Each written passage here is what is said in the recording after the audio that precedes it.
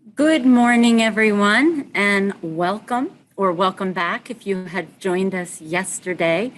We're having day 2 of our Social Determinants and Lifestyle Medicine Symposium that we were originally going to be in person at the North Carolina Research Campus, but we are in a virtual setting as we continue to fight the COVID pandemic across our state. I want to welcome all of you and thank you again for joining us. My name is Bonnie Coyle, and I am the Public Health Director at Cabarrus Health Alliance and also a participant in the North Carolina Medical Society Leadership College program. And so we have partnered along with NCRC and the city and the North Carolina Medical Society to offer this symposium on social determinants and lifestyle medicine. If you were with us yesterday, we spent quite a bit of time on social determinants and an introduction to lifestyle medicine. We introduced the NC Care 360 social determinant platform, and I had a number of presenters focusing on different aspects of those topics. Today, we're really going to build more heavily on lifestyle medicine to help providers and allied health professionals learn more tools about how we can integrate lifestyle medicine into our programs, either in the public health, educational, or provider setting. So I'm going to start out with a presentation that just goes a little more deeply into the 6 pillars and then specifically focuses on plant-based eating. Hopefully you saw Doctors Brian Asbill and Mike Cowan's presentation yesterday on the Intro to Lifestyle Medicine. Phenomenal presentation that really introduced all the evidence base around the need for lifestyle medicine. And then after my lecture, we will go into breakout sessions where we delve deeper into exercise and nutrition, specifically for brain health and cancer. And then we'll have a practical session where health professionals will be showing you how to write lifestyle prescriptions or think about behavior change with your patients and community. And then lastly, we'll finish up with a panel where providers and community agencies will share with you the ways they've either implemented lifestyle medicine into their practices to give you lots of great ideas, or community programs that you can partner up with. You know, we don't want people trying to do this all on their own. There's lots of partnering we can all do to help our patients live and our communities live healthier, longer lives. So with that, Danielle, do you want to say anything about the CME before we get started? Yes, thank you. I think there is a link in the chat, again, for those of you who did not join us yesterday. Just a friendly reminder, this link is also in your reminder email with today's Zoom link, but we do need you to fill out the CME credit session sheets and return those to me. So there's a link in the chat for you there. And then as we go throughout the day, I will also be sending some SurveyMonkey links for evaluations for each of the presentations. So please be sure to pay attention to what is happening in that chat. And feel free to pose any questions, concerns in the chat. We will be making sure that gets monitored. So I think that is it. Just kind of stay tuned for more links to come, and I'll turn it back over to you, Bonnie. Great, thanks. Can you all see my screen? Yeah, okay, wonderful. So I wanted to just build a little bit on Brian and Mike's presentation from yesterday and briefly touch on the 6 pillars of lifestyle, and then really take that deep dive into plant-based eating and sharing a number of tips and thoughts with you about how we move our patients from the standard American processed diet towards a diet that can truly serve as medicine for them and make them healthier. If you have questions, please pop them into the chat. Danielle's going to be monitoring that so we can get those either at a timely place in the presentation or toward the end. Okay, so now it's not advancing. There, okay. So just to touch briefly on why it's so important that we are starting to think about addressing the issues that are impacting our patients from a lifestyle perspective. We are spending more and more every year on healthcare in the United States. We're over $3 trillion, and that price tag just keeps going up and up. That is substantially more per person than any other country in the world spends. And most of those costs are attributed to chronic conditions. 6 in 10 Americans have a chronic condition. I mean, it's becoming the norm. It's almost abnormal to not be chronically ill.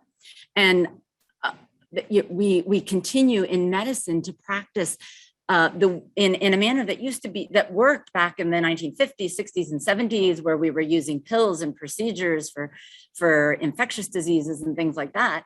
And we continue to use pills and procedures, but pills and procedures is not the way we can continue into the future and really help our patients. We really need to focus on what's making people ill, and that is the social determinants of health and then lifestyle factors. And so lifestyle medicine really seeks to address the root causes of folks' conditions rather than just handing them Band-Aids to put over their problems with pills and procedures.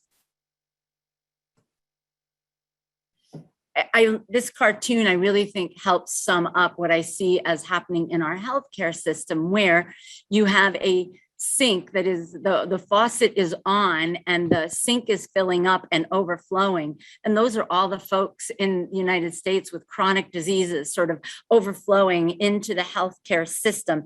And we as healthcare workers are the two people mopping up the floor, trying to take care of all these chronically ill people. Instead of walking over and turning off the faucet by using lifestyle medicine, we just keep mopping up the floor. And this is where it's going to be so important that we start to make changes in the way we think about healthcare. I've been in public health and healthcare for 30 years. And, over the past 10 years, I started noticing that more and more docs were saying things to me like, this didn't used to be a thing. And my interest in prevention has always been strong. I actually got interested in nutrition and prevention when I was just a young teenager, because I noticed that everybody in my family was suffering from chronic diseases, diabetes and heart disease. And for some reason, I was able to make that association that it was really related to the way they ate. And so I went off to college studying nutrition and then went into medical school where there was zero nutrition taught and really wanted to be focused on prevention.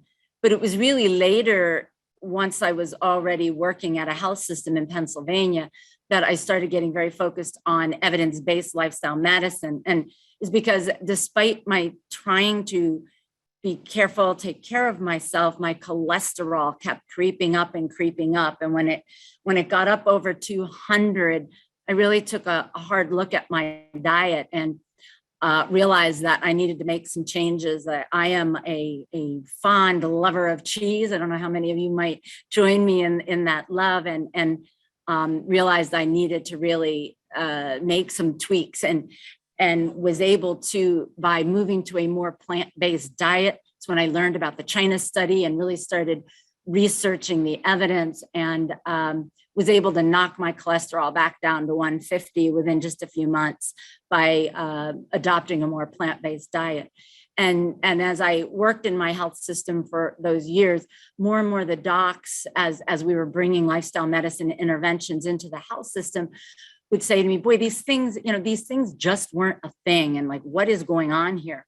And I think what is going on is that our whole way of life, especially our food system, and that is really supporting, unfortunately, the development of chronic diseases. And so I have here a list of the things that I have heard docs say to me over the years in surprised manners as we talked about what's happening in our country. And I would encourage you all to pop things into the chat that you may have seen become a thing over the past 10 or 15, 20 years that you didn't see when you initially started in medicine. But, here's just a couple, obesity, gastric bypass surgeries are becoming so common. We do over 250,000 procedures a year. I've had a lot of doctors say to me that they've had to buy the large bariatric chairs for their waiting rooms because most of the patients needed the larger size chairs now. Overweight and obesity really weren't an issue with children back when I was first going through med school, but now it's very, very common. Pre-diabetes and diabetes, we used to see it developing in 50-year-olds. Now we're seeing it creep into even, teens and very, very young adults in their 20s. The obstetrician at our health department says he's seeing more and more pregnant women with gestational diabetes to where it's almost the norm too. I had a doctor tell me that he was so surprised to see how much fatty liver disease is starting to be due to diet when it used to be more to, alcohol and other issues. And then overdoses. When I was training, in doing my internship 25 years ago, if I saw one overdose the whole month I was in the ER, that was a lot. But as I work with residents nowadays and they're sharing their experiences as they're working in the emergency rooms, they're saying they're seeing an overdose every couple of days, not just one a month, it's every couple of days. And another thing that was interesting is the doc told me that he has really watched the etiology of esophageal cancer change from being generally related to, less common and more related to tobacco and alcohol use, but he's seeing more and more esophageal cancer due to acid reflux, again, from people becoming overweight and eating wrong foods. And so, the face of what we're seeing as docs is changing in medicine, and yet we're still using the older models of just pills and procedures and short visits with patients to try to cure problems. And that's creating the mismatch that requires us to step back and try to move more towards lifestyle medicine issues. So I want to just touch very briefly on 5 of the 6 pillars and then spend some more time on the diet side of things. So I shared this slide yesterday and asked people to pop into the chat what they thought might be the percent of Americans that adhere to all 4 of these. So research has shown, the EPIC study that was done first in Europe and then replicated on data sets in the United States, showed that if you are a non-smoker, if you are at a healthy weight, if you're eating sufficient amounts of fruits and veggies and following a healthy diet and exercising 30 minutes per day, 5 times per week, you had an 80% reduction in your risk of chronic disease compared to those who didn't follow any of these. And so if you were here yesterday and you heard this result, then don't jump in there. But if you weren't here yesterday, go ahead and pop into the chat. What percentage of Americans do you think adhere to all 4 of these behaviors?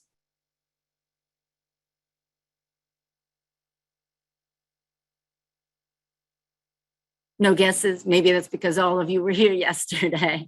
10%, okay? That's a really good guess. 4, yeah, that's closer. So only 3% of Americans adhere to all 4 of these. So if we could bump that percentage up, boy, could we start making a difference with chronic diseases in our country and just helping people be healthier.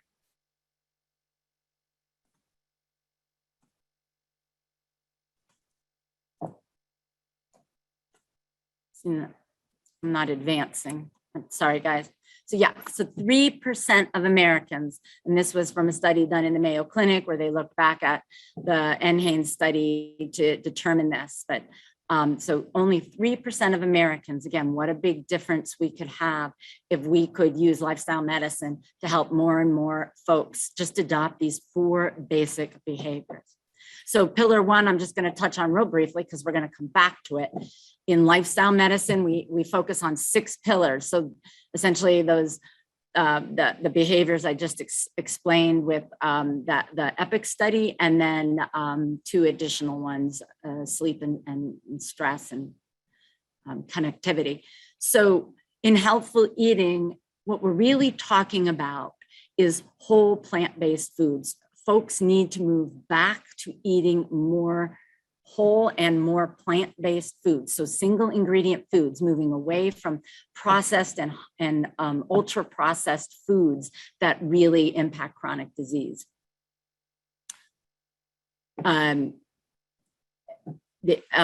More than 80% of Americans do not eat the recommended servings of fruits and vegetables. And what's sort of interesting is while 80% of Americans aren't eating enough of the fruits, vegetables, whole grains, 75% of Americans will report that they think they are eating healthy.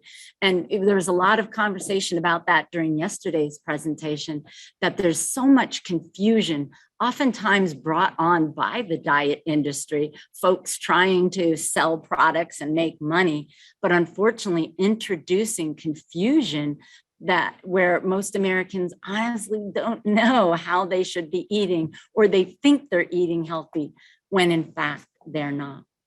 Now, the second pillar of lifestyle medicine is increasing physical activity level.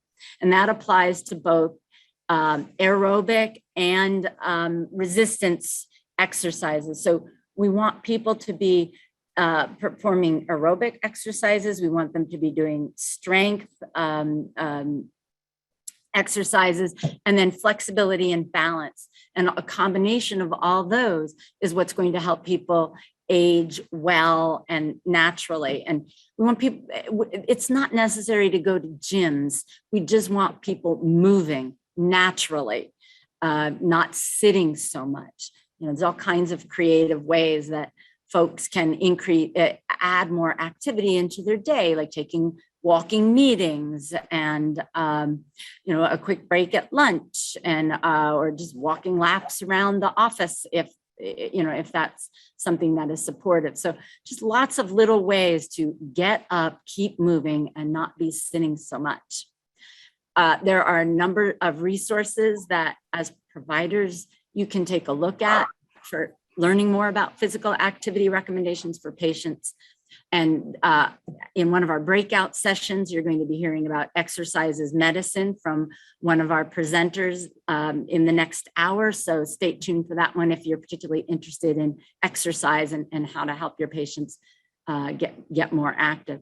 Right now, the recommendation is at least 150 minutes of moderate intensity or 75 to 150 minutes of vigorous activity weekly, along with strength training on at least 2 days. Once again, only 1 in 4 Americans are meeting that standard. And in fact, 1 in 4 Americans are completely inactive or couch potatoes. So we have a lot of work to do to get our patients moving and benefiting from that. The third pillar is improving your sleep. I mentioned yesterday, for some reason, not needing much sleep has become almost like a badge of honor. People actually proudly say, well, I only sleep 4 or 5 hours per night. But here's the thing, we need sleep. Sleep isn't just this, random thing where nothing's really happening. While we're sleeping, there are all kinds of restorative and repair processes going on. We're repairing our DNA. We're putting out leptin, which reduces our appetite so that we don't eat so much the next day. We are improving our physiologic function so that we have better insulin sensitivity, and just one repair function after another is happening during sleep. So if you constantly cut your sleep short, you are putting yourself at risk of chronic diseases and other problems. Research has shown over and over that those who sleep less are more likely to have a whole host of increased risks: diabetes, heart disease, cancer, condition after condition. In fact, research has shown that those who sleep less than 6 to 8 hours a night have an increased risk of early death. So your sleep is critically important.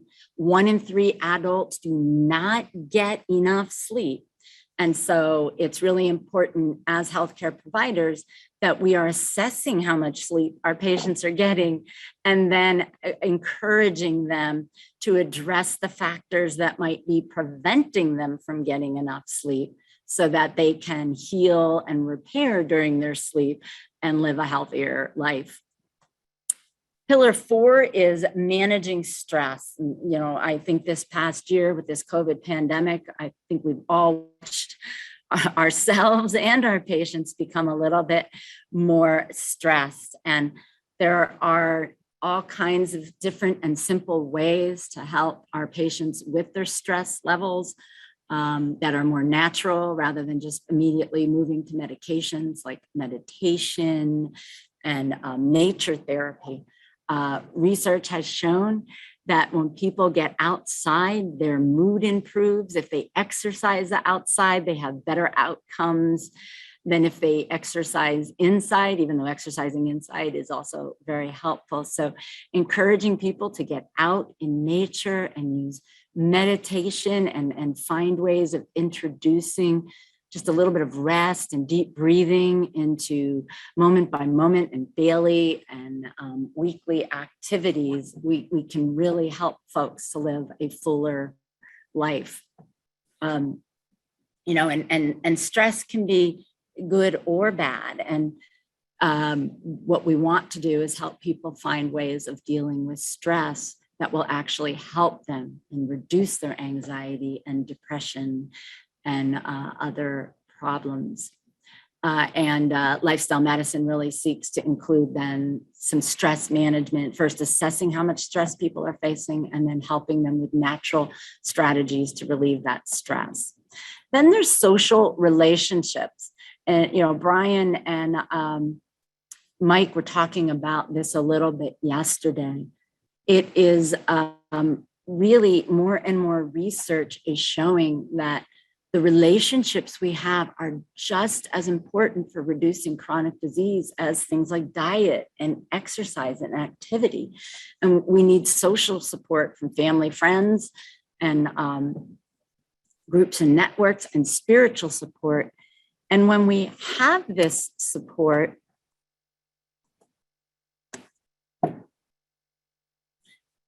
we are more likely to reduce our risks of disease.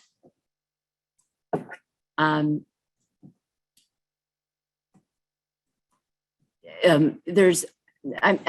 wonder if any of you have heard of the Rosetta Effect. Rosetta is a small town in Pennsylvania, which actually was very close to where I live before I moved down here to North Carolina.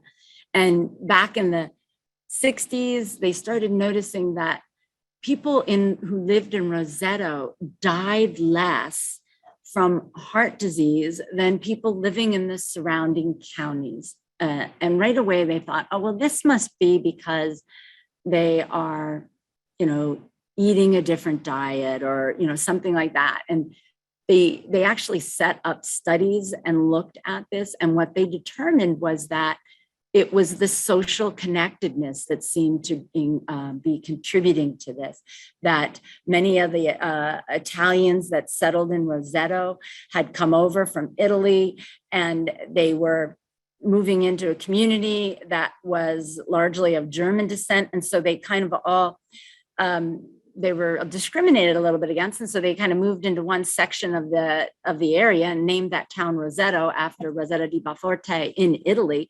And they really created a strong connection where everybody was helping raise each other's kids and a true neighborhood effect.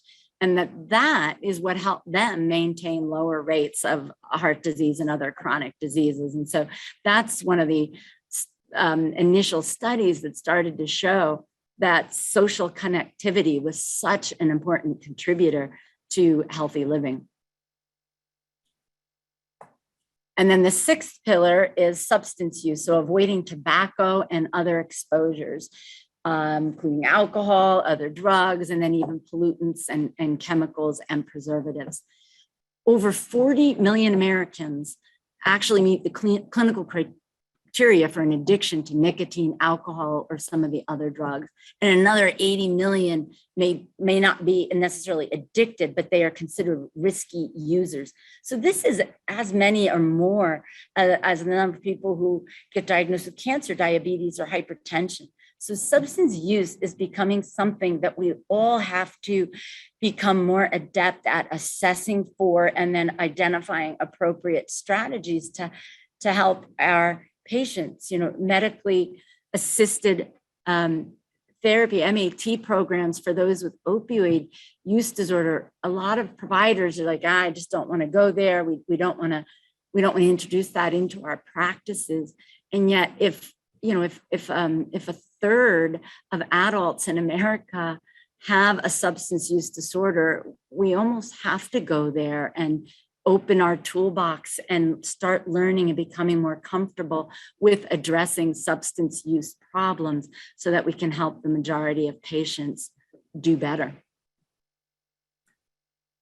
So that's just that very brief review of the 6 pillars. And I want to just very quickly touch on a little bit of just how powerful lifestyle change can be.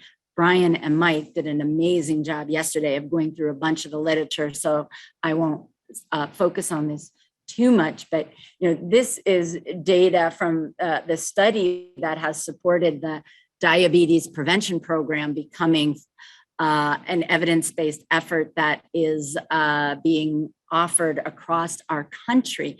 And this study showed that when we took groups of people and simply provided lifestyle intervention, helping them change their diet and exercise, that they actually reduced their risk of moving on to the development of diabetes more than a group also treated, than the comparison group treated with metformin. So not only is lifestyle effective at preventing disease, but it's even more effective than what we see as those traditional medical therapies that we learn so much more about in our training. And Brian and Mike touched on this a little bit yesterday too. Both Dean Ornish and Caldwell Esselstyn and others have done research showing that when you eat a plant-based diet, largely plant-based, and exercise and reduce your stress, that not only do you prevent heart disease, but you reverse it. And this is a pretty dramatic image from one of the participants in a lifestyle modification program that showed the improvement in his angiography 3 years after starting to adhere to lifestyle changes. And again, lots of literature showing that. So not only does lifestyle change prevent the development of chronic diseases, but more and more research is showing how much it reverses diseases. So I want to take a little bit of a deeper dive into plant-based nutrition, because as some of the presenters were talking about yesterday, and as I've already mentioned this morning, there's so much confusion around nutrition, so much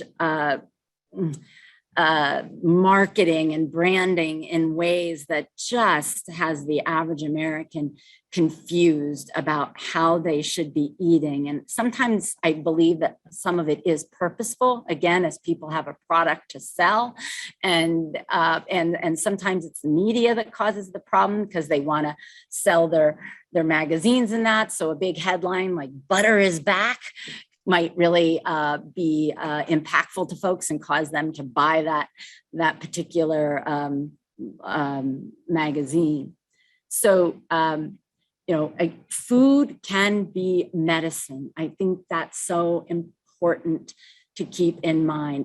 We want to start prescribing it just like we would prescribe medications, and you'll learn more about that later in one of the sessions.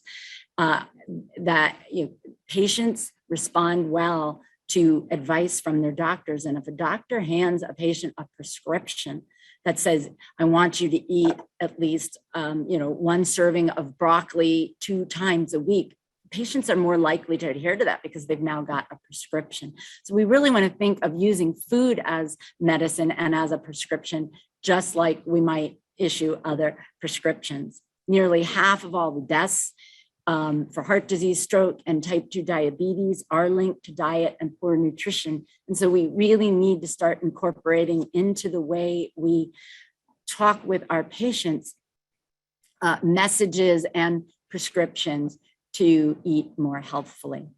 I want to share just some trends that we have seen in the United States over the years. You know, that one slide I showed of this didn't used to be a thing. Some of these next data is showing you why things that didn't used to be things are becoming a problem in our country. And so a lot of people think that we've started eating healthier and we've cut back on our calorie intake over the years. But this slide shows you that over the course of the past 40 years, we have actually increased our calorie consumption here in the United States, that we've modified, we've tried like eating low fat and that, but evidence has shown that we've replaced the low fat with more simple and carbohydrates, so junk food kinds of things. So we actually are eating more calories, which is leading to the increase in overweight and obesity. We've also look at what's happened to soda consumption over the past 50, 60 years. Back in the 1940s, 50s, soda started to become more popular, and you'll see it just escalated over the decades. Now it's starting to come back down a little bit, but the soft drink consumption has just skyrocketed in this country, and that is just empty and sugar calories. That is one of the biggest contributors to sugar in our diet, and that's why the NC Healthy North Carolina 2030 goals focus on sugar sweetened beverages and trying to reduce the consumption there. And look what's happening with meat. Okay, that's another thing. I think people think that in our country we have reduced our meat consumption, but what we've done sort of is cut back on red meat. If you look here at the red line, that's the amount of red meat consumption, and you saw that was increasing through the 60s and 70s, and then as more and more chronic disease came on and evidence was starting to come out that red meat wasn't healthy, we did cut down on our red meat consumption. But look what we did with chicken. We kind of wiped out the red meat consumption by eating more poultry. And so you'll notice that the trend up through 2000 up to 2010 and beyond was still up. Now we are starting to see a decline, and we're really going to need to do a better job of getting that decline under control. Now the next slide is one of my personal favorites, because it's the cheese that I previously mentioned that I also had an issue with. And so back in the early 1900s, the average person was only eating about 3 to 4 pounds of cheese per year. Go ahead again, pop into the chat your best guesses of what the average pounds per person per year of cheese we are now up to in this country. Again, back in the early 1900s, about 3 pounds per person per year. What do you think now? 50. All right, 40. Great guesses. We are up to about 37 pounds of cheese per person. Now, cheese is not a healthy food.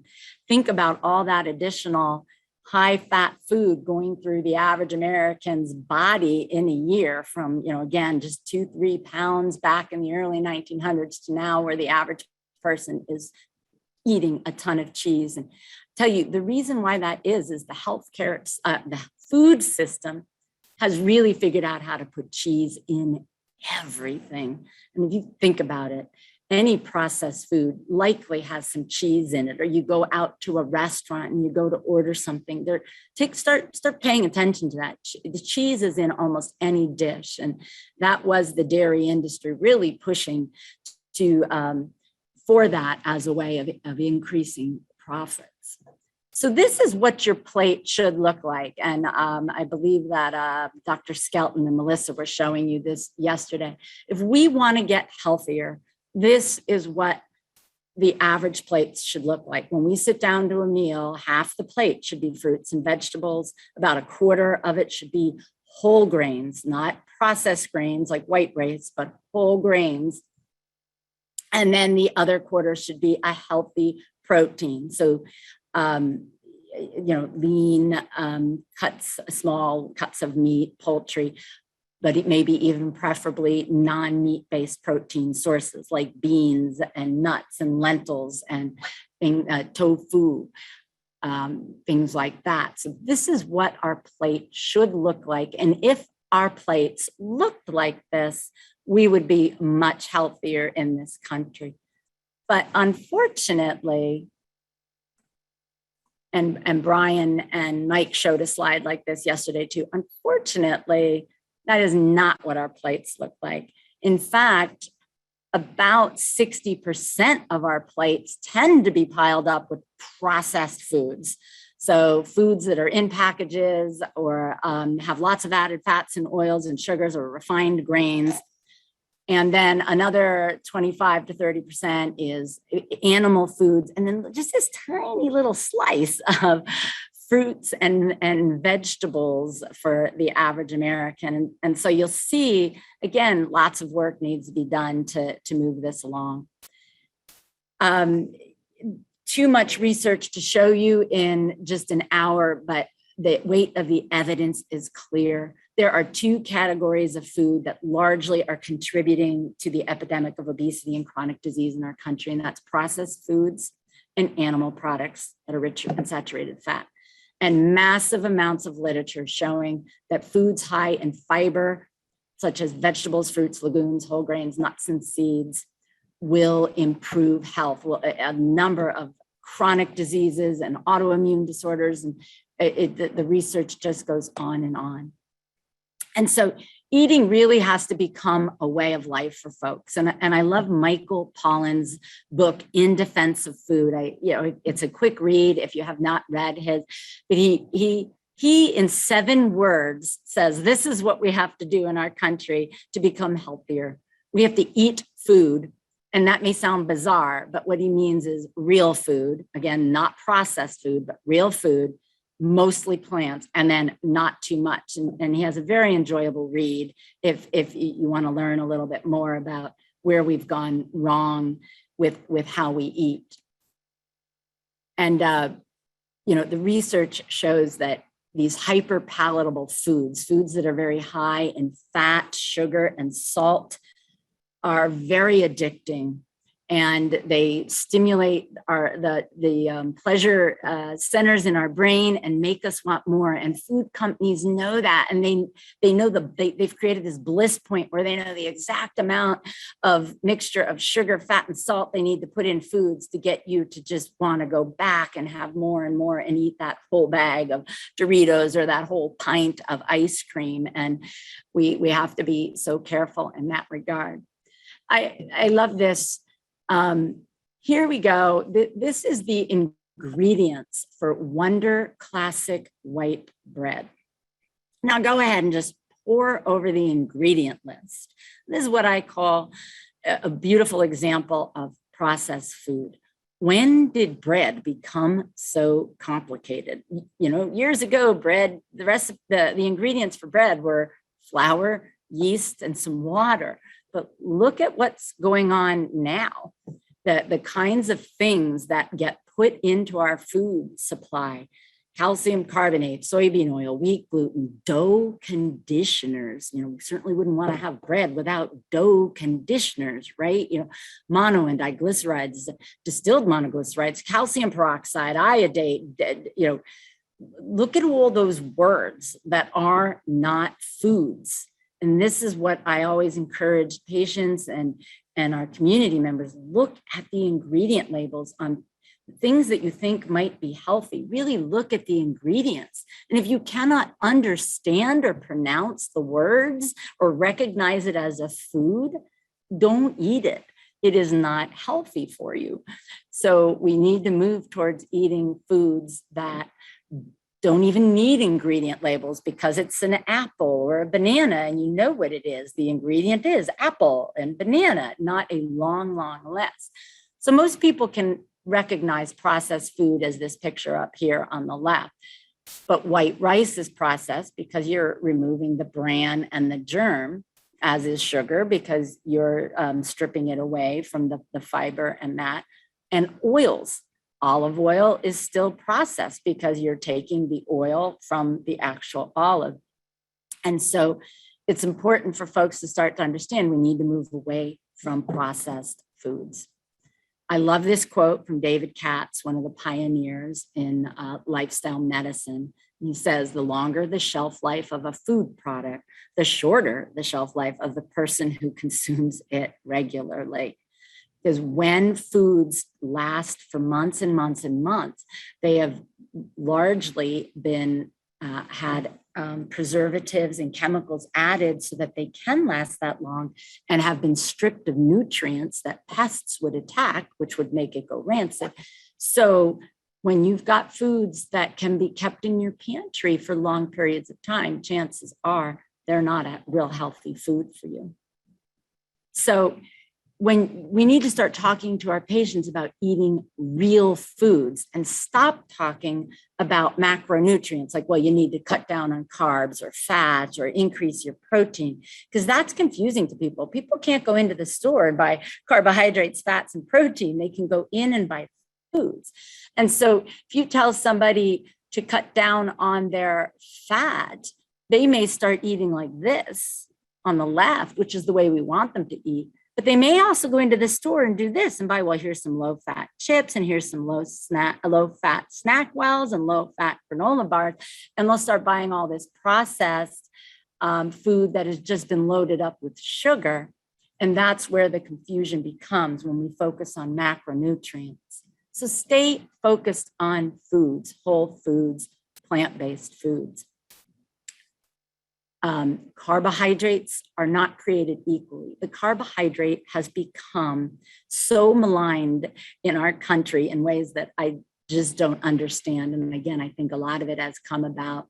Some of the confusion is created by people who are trying to sell diets that want the carbohydrate to be bad. Carbohydrates are good for you when you're focused on the right carbohydrates, whole grain carbs, oatmeal, dark green leafy vegetables and broccoli and things like that, and then fruits that come packaged with all the fiber and nutrients. When carbohydrates are bad for us is when we get down here. White bread, sugared up cereals. The average cereal in our store today is just a candy bar packaged as cereal. It's just packed with sugar and various chemicals. The sodas, the candies, the cookies. These are the things that have caused a carb to take on, the villain role, when in fact carbohydrates are the backbone of what our bodies are made up of, and we need carbohydrates in our diet. It's the only fuel our brain can use.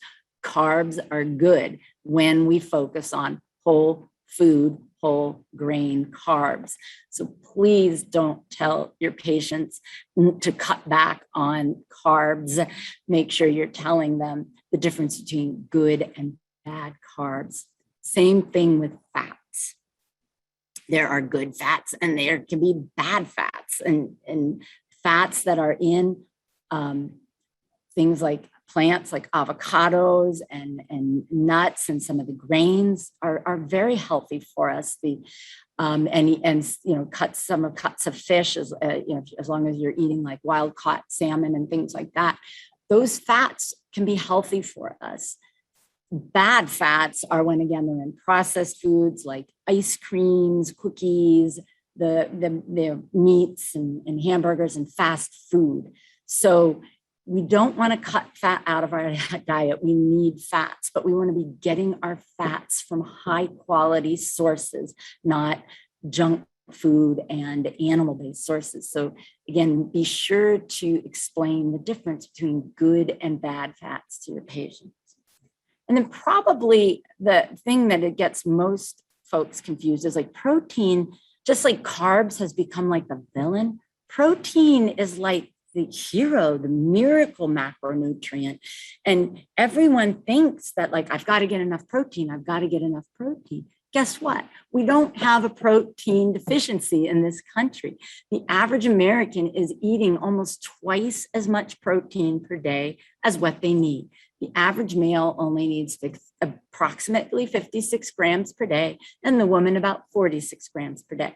Now, if you're a marathon runner, you're doing Ironman competitions and things like that, okay, you're going to need a little bit more protein than that. But again, not as much as the average American eats. We seem to think that if some protein is good, more is better. And it's really not the case, especially when protein is coming from animal sources. As you saw yesterday with Brian and Mike, they showed you a couple of studies where too much protein from animal sources markedly increases our risk of chronic disease. And yet protein, when it's coming from plant-based sources, does not increase risk of chronic disease. And one of the things people ask me all the time as someone who does eat predominantly plant-based is, well, where do you get your protein from? Well, look, there is protein in plants. Let's think about it. Where do cows and the animals that we eat, where do they get their protein from? They get it from eating plants. There is protein in plants. And I just listed a couple things here for you to show you. Just a half a cup of lentils and chickpeas and edamame has 7, 8, 9 grams of protein per serving. So a cup of beans or a cup of lentils and some quinoa and a handful of peanuts or almonds in a day, and you are well on your way to getting all the protein you need. So we really want to encourage our patients not to be so focused on protein, because protein isn't this hero macronutrient that we've built it up to be. It is contributing to some of the chronic problems that we're seeing. So we want to get that message across to people. Just quickly to show you the problem with whole versus refined grains. When we eat brown rice, it has a bran on it. It has a germ still in it. And the bran and the germ, as you can see here, are the most nutrient-packed part of grains. When we refine them and strip that off, so we take whole wheat flour and we make white flour, or we take brown rice and we turn it, we strip it off to get to white rice, what we're left with is only the endosperm. So we've stripped off and out the two most nutritious parts of the grain. And that's why we want to avoid refined grains, because now we're just left with a heavy simple carbohydrate source that will send our sugar levels up and cause us problems. So encourage folks to stick with your whole grain products. So what are the foods that are encouraged in plant-based diets? Vegetables, fruits, grains, legumes, pulses, roots, tubers, fungi, nuts and seeds, herbs and spices. That should be the mainstay of a diet. And then animal-based products should be more a condiment than the main part of your plate, if you choose to still have some of that in your diet. And the reason why plants are so powerful, and Melissa and Dr. Skelton alluded to this yesterday, is they are packed full of fiber. And the studies are showing how important fiber is for us, at reducing cancer and other chronic diseases. They are full of water, which we need for our whole body to function, and packed full of antioxidants and phytonutrients. And those antioxidants and phytonutrients are what is so important with chronic disease. And yesterday, somebody asked the question, but if we eat pastured beef and cage-free eggs and that, are those healthier? Yes, they might be slightly healthier, but only plants have antioxidants and phytonutrients. Animal products do not.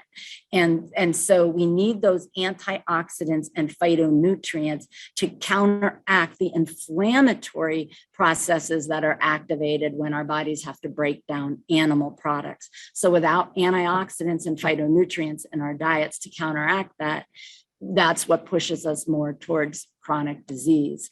So so along those lines, the foods we want to ourselves limit or avoid and keep educating our patients to limit and avoid are excessive amounts of meat, poultry, and fish. Again, they should be a condiment, not the main part of a plate. Remember that plate before, only a small corner of the plate should have a meat source on it. And that is because meat is high in saturated fat and cholesterol.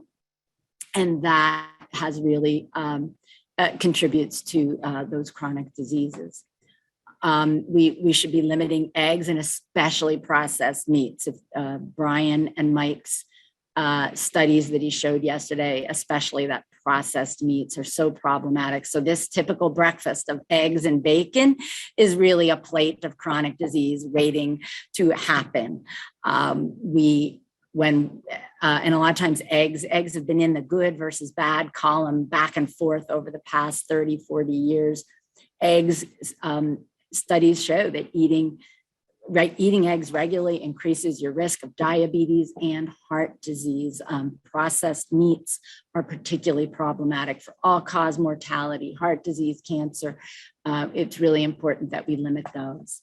And then refined grains and added sugars. This is where the carbohydrate got the bad name. When we recognized that fat was a problem back in the 70s and 80s, everybody switched over to low-fat foods, but unfortunately they were packed with refined grains and added sugars.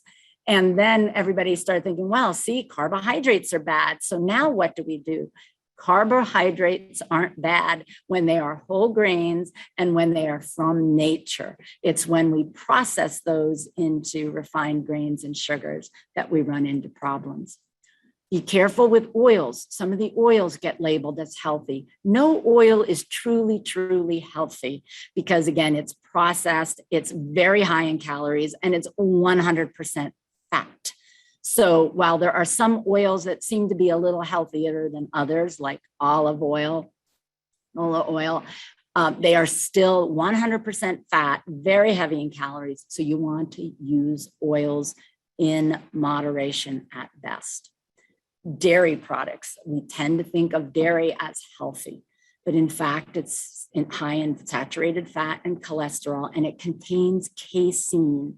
And casein is an animal protein, which has been linked to cancer and other chronic diseases. And a really good book to, if you're looking for things to educate yourself more on, is the China study by T. Colin Campbell, who he goes through his whole career of research where he inadvertently learned that casein was a problem, especially for development of cancer. And he was his family were dairy farmers. So that was sort of a shocking discovery for him to discover that. But we need to limit the amount of dairy products that we eat. Now, again, research has shown that all of these factors are protective, and they are found in plants.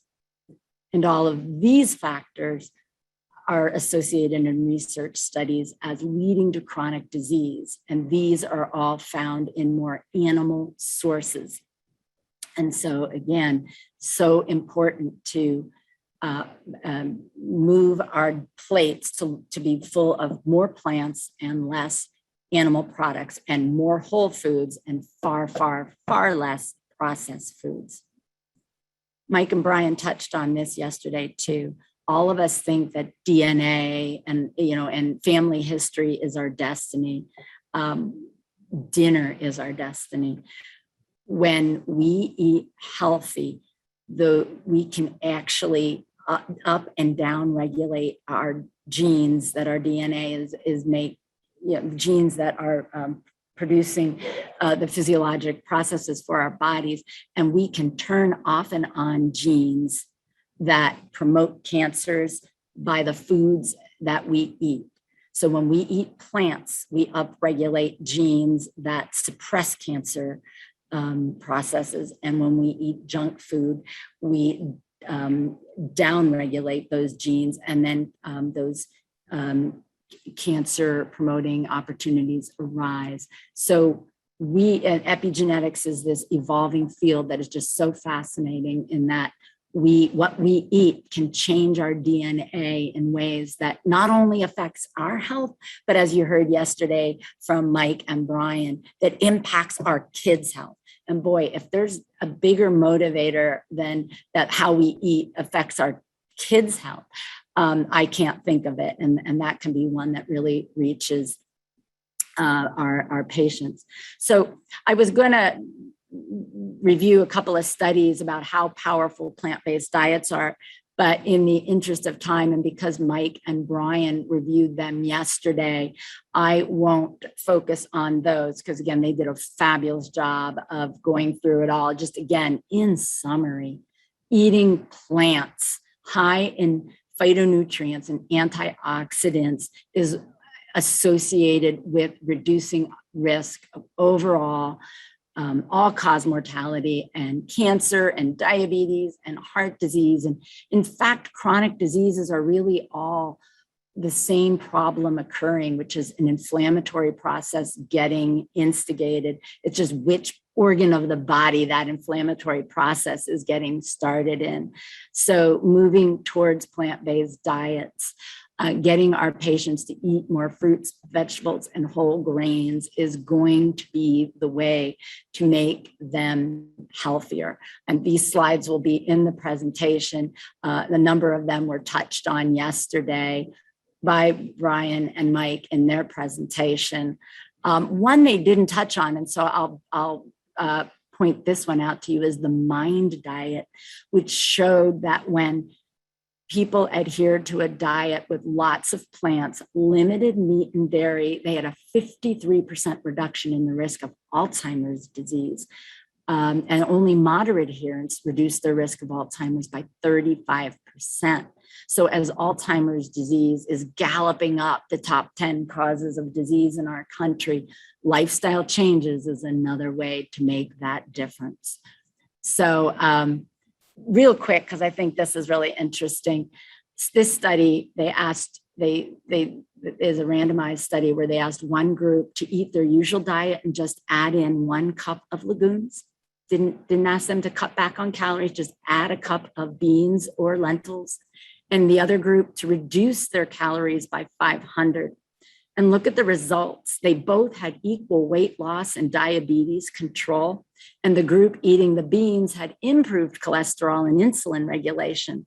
So just if you don't do anything, add a cup of legumes, beans, lentils to your diet and look at the improvement you can have.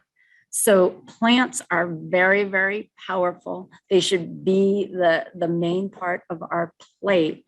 And I encourage you all to think about how you can start to help your patients move towards more plants on their plates. So with that, I will stop and ask if there are any questions.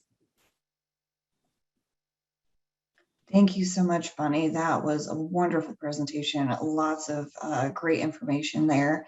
At the moment, I'm not seeing any questions coming in. Just a reminder, if you guys do have questions, feel free to pop that into the chat. Or if you would like to come up and let us see your beautiful faces on this Saturday morning and come off of mute, we're happy to have you join in that way as well. Okay, here we go. Question, any data on frozen versus fresh vegetables? Yeah, frozen vegetables are just as healthy, essentially, as fresh. Frozen is preferred because the way we preserve veggies by freezing them is the actual freezing process. So there is not added salt. When you get canned veggies, a lot of times the preservation of those is with salt added in. So studies have shown that frozen versus fresh is just as good. So certainly encourage, when certain veggies are not in season, and that frozen really just packs just as good a punch. Another question, what is the best source of choline if you don't eat eggs? So protein source, I don't know the exact foods that might contain choline other than eggs. I can look that up, Compy, and let you know. But again, when we eat plant-based sources, we get all the amino acids and the nutrients that we would normally need with protein in sufficient quantities that our body can work them into all of the amino acid and rebuilding of our protein stores that we need. And so, again, as Mike and Brian said yesterday, plant-based diets really give you all the nutrition you need. The one exception is probably that you'll need some B12 supplementation and maybe vitamin D, but we probably all need vitamin D in our diets because we just don't get enough sunshine. And so, again, a very well-planned, plant-based diet where you're eating a variety of foods will meet all of your nutritional needs. So cooked versus raw, again, any way you can get patients and yourself to eat veggies is the best way to eat your veggies. Having said that, how you cook the veggies will make a difference. So raw veggies will probably maintain the most nutrition. If you cook your veggies with water, you'll get leaching of your water soluble vitamins into the water, and so you'll lose some of the vitamins. If you roast your veggies, then you're using dry heat to roast them, and that's been shown with creation of some chemicals that fall on the more inflammatory side of the process. But bottom line, eating veggies and having your plate be predominantly veggies is far more important than the exact way you use those veggies. So raw will probably always deliver the absolute greatest nutrition. I think there's a couple of exceptions where sometimes heat releases a few more of the vitamins, but again, the best way of eating your veggies is whatever way makes them palatable for you to get them in. And our moderator for this session is Alicia McDaniel. Alicia, are you? Oh, there we are. I am here, yes. I just got the unmute notice. If I could just very quickly introduce you, and then if you want to take over to moderate our panel. This afternoon, we are going to be having two panels of experts who have either already started implementing some lifestyle medicine interventions or are associated with or knowledgeable about community resources that might be very helpful in your practices as you think about how to address social determinants and lifestyle medicine. Alicia McDaniel is our Director of Healthy Living at Cabarrus Health Alliance. This is a new role that we created a number of months ago so that we as a public health department can focus more of our time and energy on lifestyle medicine and promoting healthy lifestyles throughout our county. Really excited to have Alicia as part of this conference, and she's going to be serving as our moderator for this panel. Thank you, Alicia. Thank you, Dr. Coyle. I'm excited to be with you all today. And if you are not expecting to be in the innovative practice models place, you are in the wrong place, but hopefully everyone who is here is excited to be here. I will begin with an introduction for our first speaker. Dr. Nance, are you on the call? I am, thank you. Fantastic. Well, an introduction for Dr. Nance. He is the physician lead at the Cabarrus County Population Health. And Dr. Nance is also an adjunct instructor on community health at Atrium Health at Cabarrus College of Health Sciences, along with being a clinical expert in community health at the University of North Carolina, Charlotte. He is also a certified physician in both family medicine and lifestyle medicine. So Dr. Nance is extremely busy out here doing great work, and we're excited to have you as one of our panelists today. I'm grateful for the opportunity, and I must say it wouldn't be possible without collaboration on multiple levels, including with you. So I look forward to more collaboration, and thank you for this time. Awesome. So I hope it's okay, but I put together 3 slides, and I know that my time is about 5 to 10 minutes. So it will be a high level overview. And if we have time afterward, we could do questions. But if that's okay, I'm going to go ahead and share my screen. Yes, that will be perfect. We'll have each of the speakers speak, open up for a few minutes for questions just for the audience. And you can unmute yourself and ask those or put them in the chat. I will be monitoring those. And then we'll hopefully have enough time for kind of like an open discussion for any remaining questions. So thank you, Dr. Nance, for getting us started. Absolutely. And my computer is thinking. I mean, are you able to see a white big screen? Yes, we can. Great. So thank you so much for that introduction. And again, my name is Andrew Nance, and I'm a family medicine doctor with Atrium Health. My clinic office is the Cabarrus Family Medicine Kannapolis office. I also am responsible for inpatient duties at Atrium Health Cabarrus, which includes call as well. And I also precept residents through Cabarrus Family Medicine Residency Program.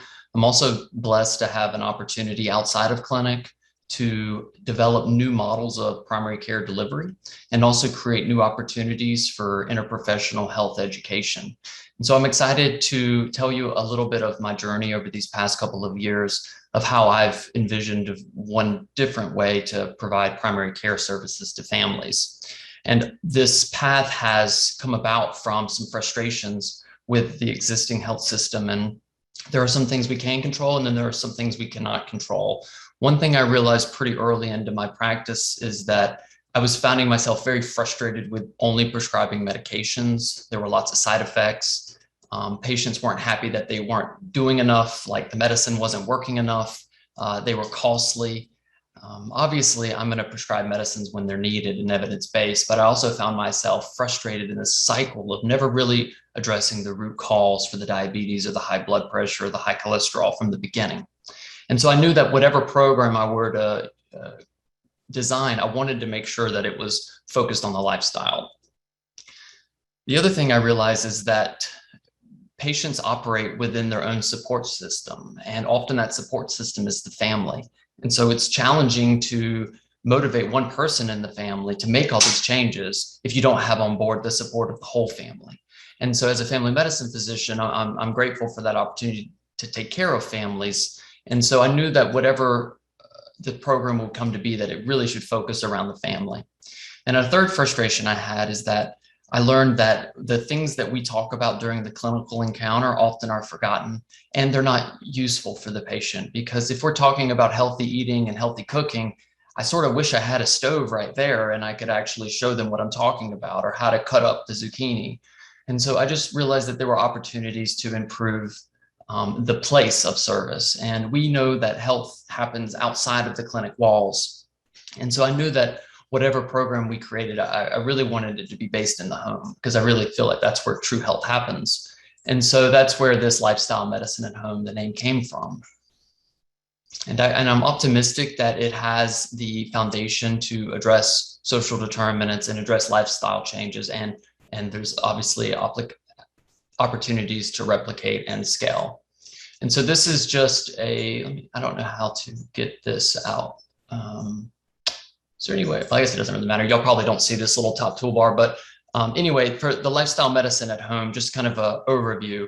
So usually what happens is during the office visit, if someone establishes care with me as a new patient and we're doing the preventative exam, if the patient is deemed highly motivated to make lifestyle changes, then I would offer them enrollment into the lifestyle medicine at home program. And this is a program that's not offered by any other providers. This is really a program just for patients in my patient panel, though I have experimented with consultations and other things that I can talk about at a different time. But the question I typically ask people is, so from 1 to 10, how motivated are you, with 10 being the most, 1 being haven't even thought about it, how motivated are you to make changes with your lifestyle? And I really focus on those families that say a 9 or 10. I've just found that it ends up being quite frustrating for everybody involved if the family says they're a 2 or 3. And I would, set up these home visits. There's a lot of coordination. There's a lot of sacrifices that happen. And I've found that it's best to focus first, at least, with those families that are highly motivated and open to the idea. So I would then send them information through my Atrium Health account to give them an overview of the program, and then have consent submitted back to me that way. And so preparing for the home visit, there's some scheduling. Usually I offer home visits in the evening, the weekend, and I have Tuesdays and Fridays as well that I do home visits. And I've also connected with the Cabarrus College of Health Sciences, which I am an adjunct instructor, and basically their BSN students work with me. And part of their own syllabus is, or their course objectives is to complete one windshield survey. So once we get the scheduling and we found a patient and a family near the students, we're able to connect all together. And then that's the neighborhood that they would complete the windshield survey. I also use that time in preparation before the home visit to compile basically a care utilization report, which includes ER visits, inpatient visits, spending of medications, office visits. And I also have compiled HCC codes in addition to updating those codes. And I also look back on their health maintenance to see if there's anything else that we've missed. Like, do I need to bring a flu shot with me when we go? Do I need to bring a COVID vaccine with me when we go? And I also use that time to verify what insurance benefits they have, because oftentimes we're not utilizing to the full extent those benefits offered for patients through their insurer. So the day of the home visit, which takes about an hour and a half to 2 hours with each family, and usually it's either the mom and the dad and maybe the teenager, or maybe it's just the mom, or maybe it's been like 7 in the family all together on the couch. And I usually plug my computer up to their TV through an HDMI cord, or either I bring a small screen that I have, and we go over the Aspire tool. And I won't have enough time to really talk about the Aspire tool, but this is a tool that has been very helpful for me of understanding all the challenges that patients are dealing with. And it's 55 indicators, and it categorizes patients' needs into red, yellow, or green. Green meaning they're in an okay place. Yellow being cautious, like we need to address this in the near future. For instance, if they're thinking maybe they're going to lose their housing in the next few months, and red would be something like they're in imminent danger of losing their housing. And you would replicate that for 55 of these indicators, which includes things like budgeting, credit score, pretty much everything you can imagine, including even spirituality. And so that's the primary reason for the home visit. But we also use that time to maybe update their blood pressure, review their medications. And once we complete the Aspire tool, we've got a roadmap to say, well, okay, these are the things that you've identified that you'd like to work on. So maybe you'd like a little bit more social interaction and you'd like to get back into a church. So then we would basically put referrals into the either Community Resource Hub or NC Care 360 as part of our process to get some closure for that family. And we have multiple referrals that we send out, but we do have 3 primary pillars of referrals. One is through Cabarrus Health Alliance and the health coach. It's very important to have some follow-up and helping patients with their lifestyle goals. We also have a person who's sort of like a utility player in the sense that she is able to help people with budgeting, able to help people with home organization, able to help people navigate certain systems. So in many ways, a community health worker. And then we also have another individual who has a organization in Cabarrus County where she goes into the home to help children learn how to cook and eat healthy. And so those are the 3 referrals that pretty much all of my patients get a referral to. But then, of course, we have a whole network of referrals like Habitat for Humanity, among others. The lifestyle medicine prescription is, as we're talking out loud, we learn that there are some things they want to work on with their lifestyle. And so we create SMART goals together, which are specific, measurable, achievable, realistic, and time goals. And we basically sign that prescription and give it to them so that they're able to start working on their exercise plan or their healthy eating plan. And we also have fundraised money set aside for lifestyle medicine equipment. So a good example for this would be if a patient needed a scale to take their weight every day, or if they needed a blood pressure cuff, or if they needed a new pair of shoes so that they could walk, or if they needed sunglasses so that they were less likely to get migraines when they went outside for their walks. There's a lot of flexibility because every person's different in what their needs are. And we decide that the necessity is based on the patient's willingness to use whatever we're able to purchase. And we also try to offset the cost, maybe not necessarily cover the cost entirely, but do try to offset it with existing funds. Then let's see here. And then at the end of the visit, the billing. So as a provider, I'm able to bill in different ways. So one way I could bill the visit is a preventative exam visit. If I've confirm with the insurance that the place of service is okay to take place at the home. I can also bill as an advanced care planning code. And then if we were to talk about something specific during the visit, like their blood pressure or managing medications or evaluating a new problem, for instance, shoulder pain, I can also bill that as a home visit. So afterward, in the following weeks, we have a case management meeting where we review the case and review all of our to-do list and make sure we've done all that. We check back on the referrals to see if there's any issues with that. And during that visit with the family, there's usually lots of conversations that come up that we don't quite have the answer to right then and there. You know, someone says, well, what can I use other than oil to cook with? Well, oh, I've got a handout, but let me try to compile something for you. So that's what the students do afterward. And then they submit all of those answers to the questions that came up during the visit. We also make sure that it's like, okay, well, I think they're going to go ahead and need that GI referral after talking to them. And so I go ahead and place those referrals as well. So in many ways, this is what I hope could be an extension of the primary care office, or maybe replace the preventative exam to begin with. And then afterward, we collect feedback from the students as part of their course objectives. And then we, of course, work closely with the families to understand what went well, what didn't go well, and how they can be involved in that process. And I find that there's a lot of connections that happen with enrolled patients of wanting to find new healthy friend groups. And with their permission, I'm able to connect them with other friend groups or other patients of mine that are already in the program.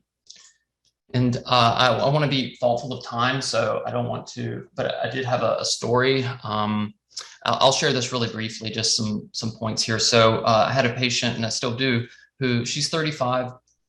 She identifies as Black. She has 2 children at home. She lives in Kannapolis, and she had been presenting to me more frequently for basically panic attacks. She does have a history of bipolar disorder. And when I'm in the visit with her, I really felt like I wasn't getting the information I needed. Like I really felt like I wasn't helpful, and there was more to the story. And so I basically asked if she'd be open to this idea of enrolling her in this lifestyle medicine at home program. And she's been quite motivated. And so I went there on a Friday, and as part of like multiple visits with other patients, and I brought some zucchini, and I brought some squash, and the visit was going to be me and her children at the kitchen table, cutting up the vegetables and showing them how to cook it. And then me just taking time with them to learn what's happening. And it was really telling. So not only did I learn that they're really not eating many vegetables or fruits, but also that the daughter loved fruits and vegetables, but just didn't know how to prepare them. So after we got done preparing, the daughter was saying things like, can we do this again? And can we eat more vegetables? And can I have a whole meal of only vegetables? Which of course is yes, yes, yes. I also learned that at the dinner table with them, her 2-year-old, who had missed his preventative exam with his pediatrician, he was showing some characteristics and some traits of autism. He was repeating numbers and had some hand flapping. And so I asked her about this, and I'm really taken aback to say that I was able to provide a diagnosis of autism pretty much in that hour and a half spending time with them. And then of course I messaged the pediatrician and said, hey, I had some concerns about this. Do you mind doing more formal screening and referrals and connecting them with community resources? I also learned that the 2 children. Dr. Nance, I'm sorry to interrupt your story. I do want to make sure we have time for the other presenters. Would you mind actually we'll recircle around to the rest of this story for your last bullets, because I think the fact that lifestyle medicine allows you to, 1, get in the home and identify issues that you may not have otherwise been able to identify is a great example. And then the fact that since you were in the home, your visit from if you were in the doctor's office would have been 1-to-1. Now it's a family affair is one of the strengths of your particular model. But if you don't mind, I'm going to go off to the next speaker just to make sure we get everyone in, okay? But thank you so much for stopping me. You could tell I'm passionate. I could talk about it all day, so thank you, really. No, you're the best. And I'm a Dr. Nance fan in the work that you do and the relationships you've been able to build. And I promise we'll go back to that particular point for sure, okay? So I know we're on bullet point 3. All right. So next we have a powerhouse duo between Dr. Amy E. Wilson, who is a primary care physician of the uninsured population, along with being the medical director at the Community Care Clinic of Rowan County. Dr. Wilson is also a clinical assistant professor at the Department of Medicine, School of Medicine at UNC Chapel Hill, where she handles supervision and education of first and second year medical students. She is also board certified in both internal and lifestyle medicine. And along with her, we have Jen West, who is a lifestyle medicine program manager for the Healthy Rowan Coalition and Rowan County Health Department. Jen West has a BS in community health education, an MS in exercise physiology and nutrition. And in addition, she is a certified exercise physiologist and holds an exercises medicine credential through the American College of Sports Medicine. Jen has over 20 years of experience working in the wellness industry in a variety of settings, including corporate, academic, private, and public health. Thank you, Dr. Wilson and Jen West. We are ready for your presentation. Alicia, do you see two screens here, the main and then the next slide? We do. All right, hold on. I do not have a degree in technology, so watch me struggle. Okay, is it right now? Struggle bus. Yes, it's one slide now. All right, I've advanced a lot since we worked together. I've been so much better now. So we are, well, I know we are moving fast, so you're going to listen to me talk as fast as I possibly can. So Dr. Wilson and I are going to share this presentation, and we have no disclosures to report. And I do just want to share that the work that we do falls underneath the Healthy Rowan Coalition, which is a group of over 25 organizations in Rowan County working to improve the health of Rowan residents. So I'm going to start us all out by just talking a little bit about the journey that it's taken to get to where we are with our lifestyle medicine program. So in 2018, we actually piloted an exercises medicine program. So we took a little slice of the lifestyle medicine pie and we started just with exercises medicine. So anyone who heard Dr. Neiman talk about that, it's the assessment, the prescription, and the referral for lifestyle or for exercise. But now Dr. Wilson is highly motivated, and she wanted to take lots of additional training to become board certified in lifestyle medicine. So in November 2020, she made that shift and said, this is what I want to do with my patients now. So let's make this a new standard of care. So from November 2020 to right now, we have piloted a lifestyle medicine program, and it is now a standard of care. So up here where you see the fall of 2021, that's where we are now. What we're working on is building a stronger referral network. So this is something she was pretty passionate about as well, and making sure we have more opportunities for referrals for patients. So we have a wonderful partner in the YMCA, specifically the J.F. Hurley YMCA in Salisbury, is creating an intro to exercise program where we can refer our patients who get physical activity prescriptions. And then also the Y has so many other awesome programs that we just don't always know about. And we are also looking for additional lifestyle medicine clinics. And what that means is we could be looking at clinics to do the assessment and the prescription of lifestyle, the assessment and prescription of exercise, or just making referrals. So we're in a pandemic and we recognize there's many challenges around trying to do this type of work, but we're very flexible and just trying to figure out how we can better work with clinics and helping them get their patients supported and to a better place. And I'm going to pass most of this over to Dr. Wilson until we get to the data. And if there's not enough time to talk about the data, y'all have lots of slides. Well, and thank you so much for having us again. It's so exciting to be a part of this. And I'm excited to hear the rest of Dr. Nance's story. So I'm going to hurry through this. So again, lifestyle medicine, we've heard this. What if there's one prescription that could prevent and treat disease, and it's going to be free? Would you prescribe it to your patient? Of course you would. So at our clinic, next slide, we started with exercises medicine. And again, you've heard a little bit about this, but this was my introduction into lifestyle medicine. And again, I'm seeing 15 to 20 patients a day. So how am I going to be able to do this in my clinic, and how am I going to make it approachable?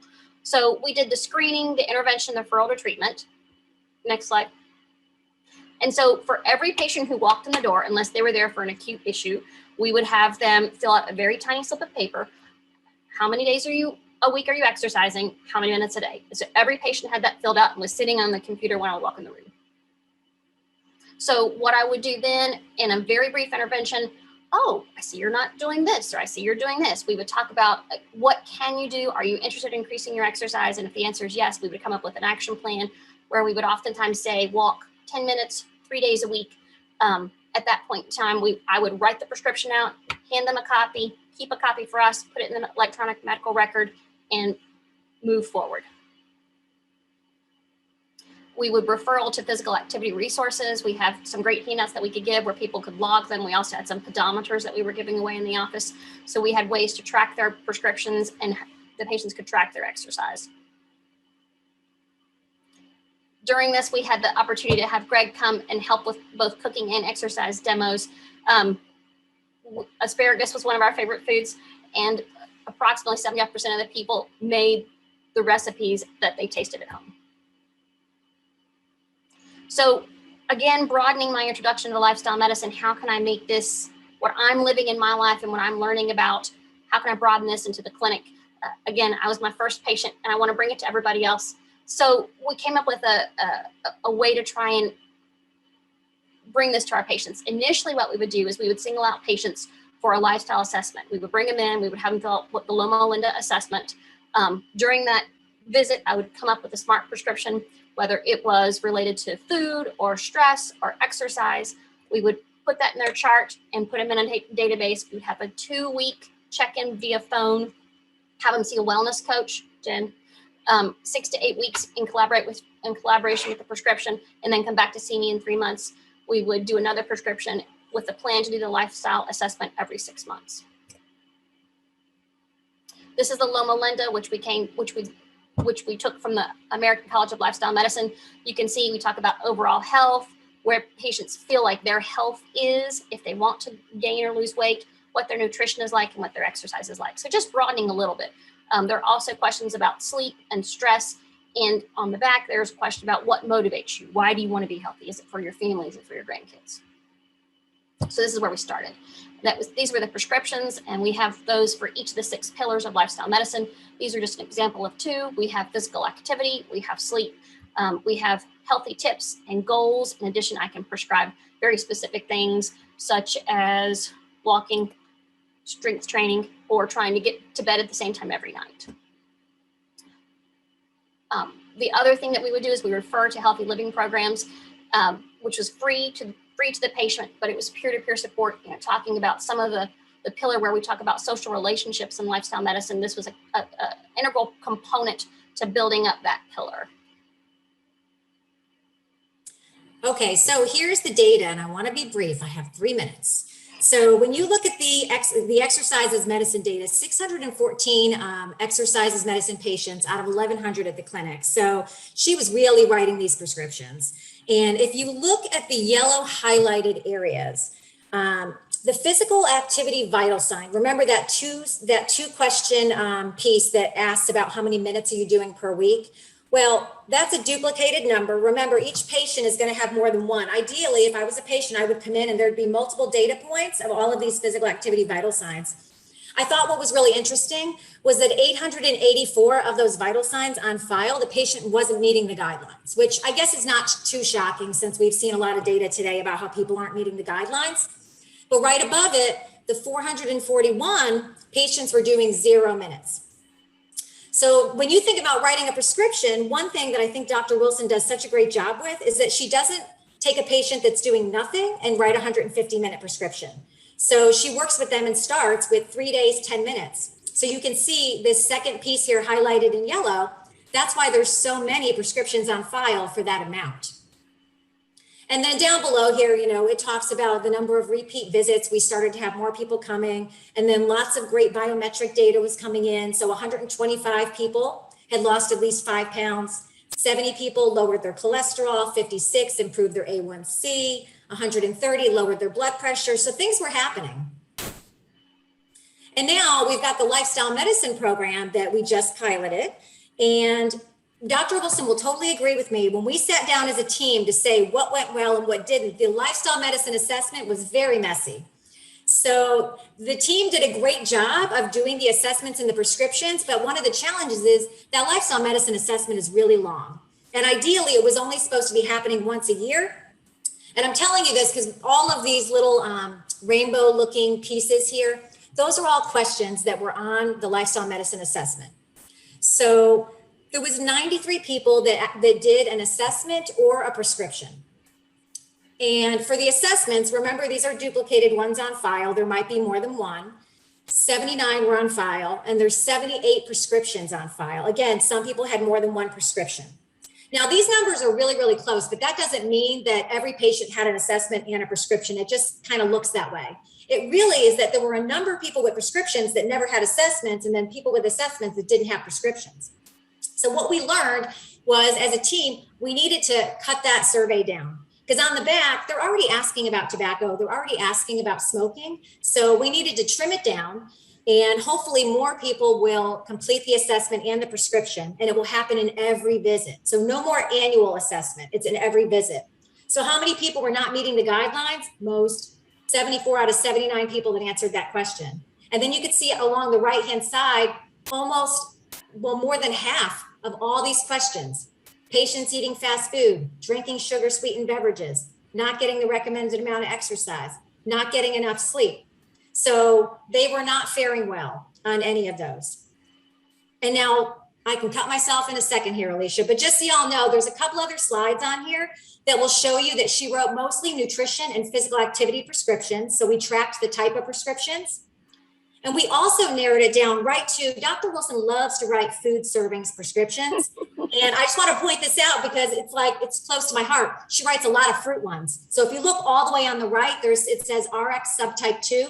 Those are all the different servings of food that she writes, and she loves fruit because it's, no pun intended, it's a low-hanging fruit to write fruit for your patients because it's easy and it's portable and they feel like they can do it. And our revised model now is we do that lifestyle medicine questionnaire, the eight questions at every visit. At least that's what's supposed to start happening. We'll see. She said, we'll see how it goes, Jen. I said, okay. And then she's going to do her smart prescription. She's going to beef up the referrals because now we partnered with the Y. We've got a 2-week check-in that's not on the phone anymore because it was too time consuming. So it's a text message. And then they keep working on their stuff until they get back to their next visit. And it's like a continuum of care. It keeps on going. I think we made it. You totally did. That was fantastic. Thank you both. Once again, another great example as to when our clinical care and our nutrition, exercise, health coach experts are teaming up to provide the optimal experience for our patients. Thank you for your presentation. Well, next we will have our final speaker, but certainly last but not least, Dr. Megan Lambeth, who is a physician at the United Women's Health of North Carolina at Carteret OBGYN Associates. Dr. Lambeth is also the Centering Pregnancy Implementation Coordinator, as well as the Carteret Healthcare Maternal Child Health Department Chair. Thank you so much for being with us, and we're excited for your presentation. Thank you. I am trying to share my screen here. Let's see. Will it allow me? I might have to have you guys do it. It's giving me some privacy firewall here. There we go. Okay. No, I don't want to quit and reopen. I'm gonna have you guys share my screen, and I'll just move you along. Not a problem. Give me just a second here. Thank you. Wants me to shut down Zoom entirely, and that would be not in the interest of time. Perfect. Thanks, Danielle. Okay. Thank you. All right. My edits were done on my other screen, so this caption's still there. So today we're going to talk about centering in pregnancy. So this is group prenatal care and how it improves outcomes and access to care for patients. At Carteret OBGYN, we actually have, we're in the process of starting our program. So we haven't had any groups yet, but I did this in residency at New Hanover. And I was really excited when I partnered. I've been at Carteret for 4 years, and I was really excited when I partnered for us to potentially bring this program to our patients because I saw the impact that it made on the community down in Wilmington. So we're getting ready to start our groups in January. So next slide. So you can go to the next slide. That's okay. So centering is group prenatal care. We take about 8 to 10 patients that have similar due dates, usually within about 2 weeks of each other, and they meet for 10 sessions over their pregnancy. So their initial care will start with individual appointments, and then they'll start around 16 weeks and continue on through the end of their pregnancy. Next slide. Each session lasts about 1.5 to 2 hours. They go monthly for the first 4 sessions, and then every 2 weeks for the remaining 6 sessions. So When prenatal care starts becoming weekly at 36 weeks, then we have them do a centering visit, an individual visit, centering visit, individual. And then we aim to do a postpartum reunion, which is just really fun for the patients and actually can translate if pediatric offices are doing centering newborn care, which we do not have in our area yet, but it is something that may come, then that postpartum reunion is really helpful for them as well. The next slide. So the groups are intended to have these fluid discussions that are kind of loosely based on some goals for each session. So one session might include, we're going to talk about peripartum and postpartum mood changes. Obviously we wouldn't do that in the first session. So these group of women have really gotten to know each other and feel safe in their space and safe to talk. So we kind of have, hey, this is our topic today. And we let them lead the discussion, and sometimes it ends completely off topic, but it's exactly what they need for that visit. So that's okay too. And it's always facilitated by the same medical team. So a nurse practitioner or a doctor in our office, other practices use their midwives. And the same medical assistants, so that everybody really feels like they, know each other and feel safe in that space. That's really what it's about, to improve the access to care. Next slide. I think I just said those things. So next slide. So the benefits of centering, improving patient outcomes. It really empowers the patient to be involved in their care. It's not, a quick 5-minute visit.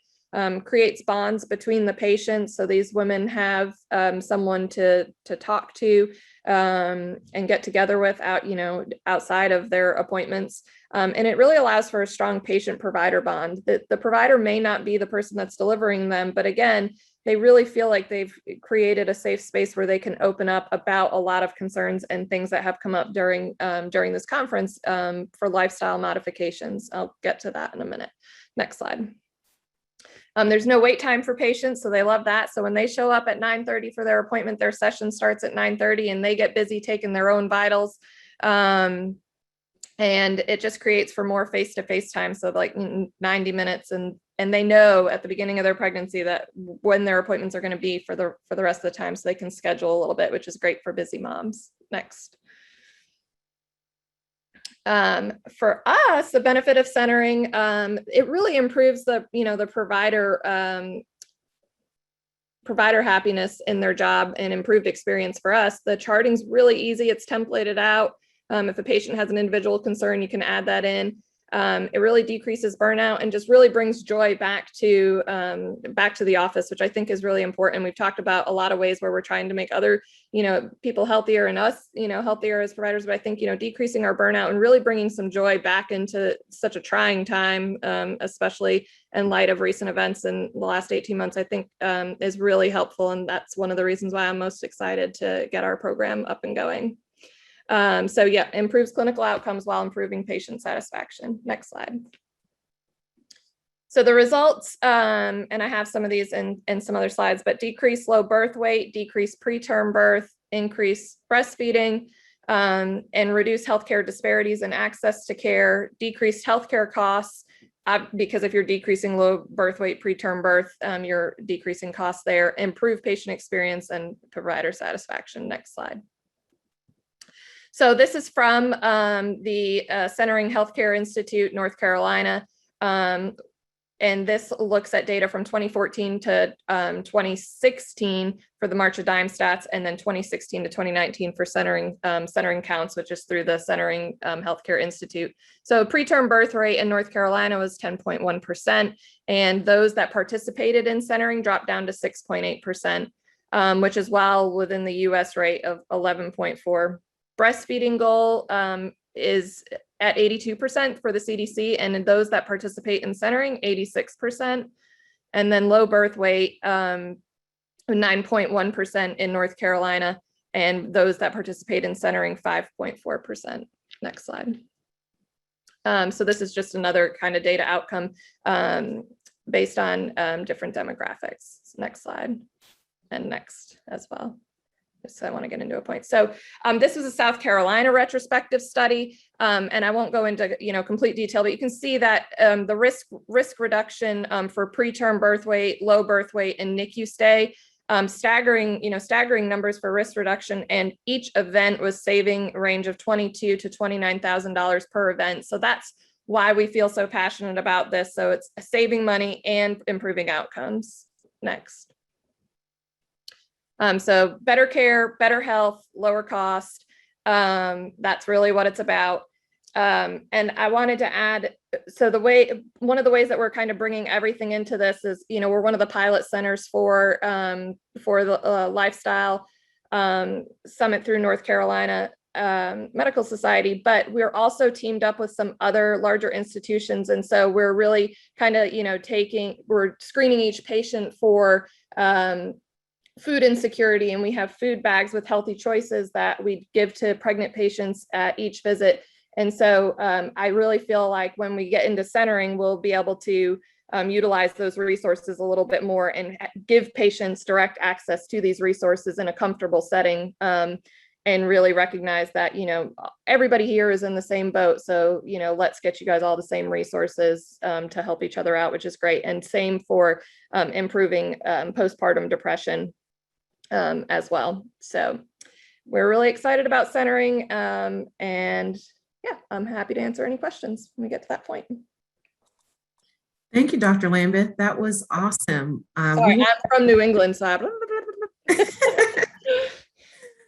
we will open up the floor for questions. I don't see any in the chat, but now is the time to let your fingers take over and get those questions that you've been thinking about for all of our panelists in the chat, or you can ask to be unmuted. In the meantime, Dr. Nance, would you mind just finishing up your story? I do want to make sure we're able to capture that. Yes, thank you very much. I'm gonna, and I got a timer here on myself for 3 minutes. I can really do that, I promise. Okay, let me just, so can you see the screen?